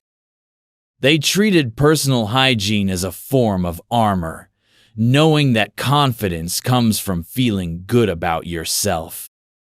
The feel of clean clothes against clean skin becomes a daily reminder that you're ready to face whatever challenges the world throws at you. What's absolutely mind-blowing is how Viking hygiene habits influenced the cultures they encountered. Wherever Vikings settled, local hygiene standards improved. They introduced soap-making techniques, bathing customs, and grooming practices that literally civilized the civilized world. It's like being so clean that you accidentally start a hygiene revolution. The most heartwarming part of Viking hygiene culture is how it was completely egalitarian. Rich and poor Vikings alike prioritized cleanliness because they understood that personal dignity wasn't dependent on wealth. The sound of communal bathhouses filled with laughter and conversation creates a picture of a society that valued human dignity regardless of social status. But here's what makes this story so universally inspiring. Vikings prove that sometimes the most radical thing you can do is simply take care of yourself. In a world that told them cleanliness was sinful, they chose to be clean.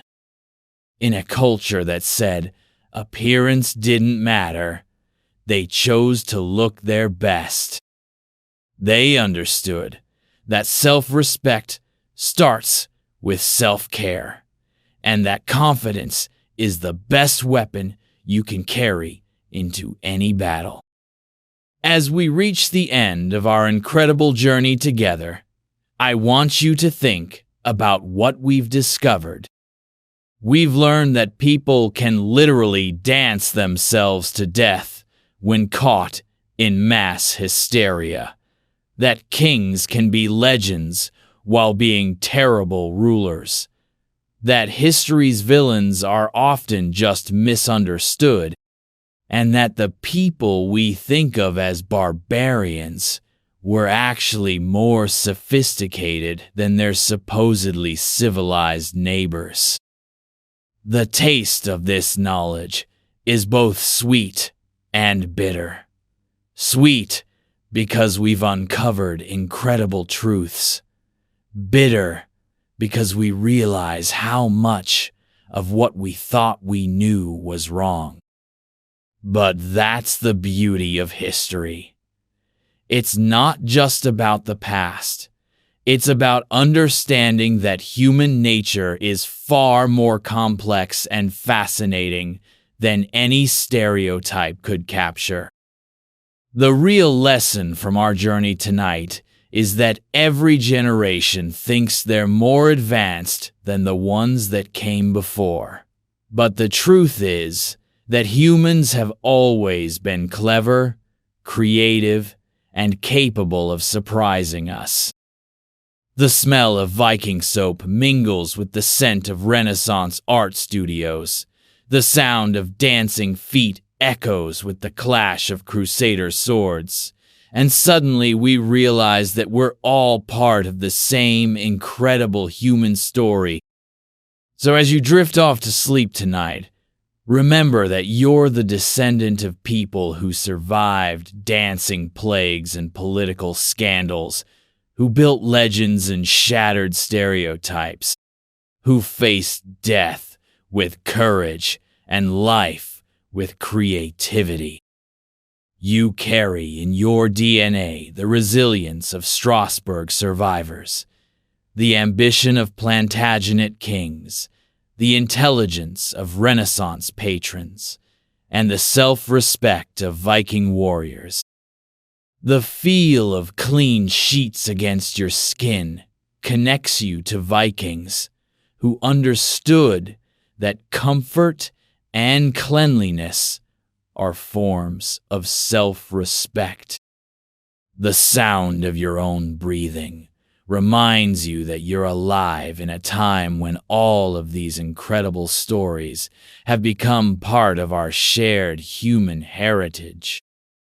And the taste of gratitude fills your mouth as you realize that you get to live in an age where we can learn from all of these amazing people without having to survive their particular challenges. Tonight, as you close your eyes, you're not just going to sleep, you're joining the eternal human conversation that connects us all across time and space. You're adding your own chapter to the story that began with Frau Trofia's first desperate dance step, and continues with every choice you make to be curious, kind, and courageously yourself. And with that thought, let these stories drift through your mind as you drift off to sleep. Sweet dreams, fellow history lovers.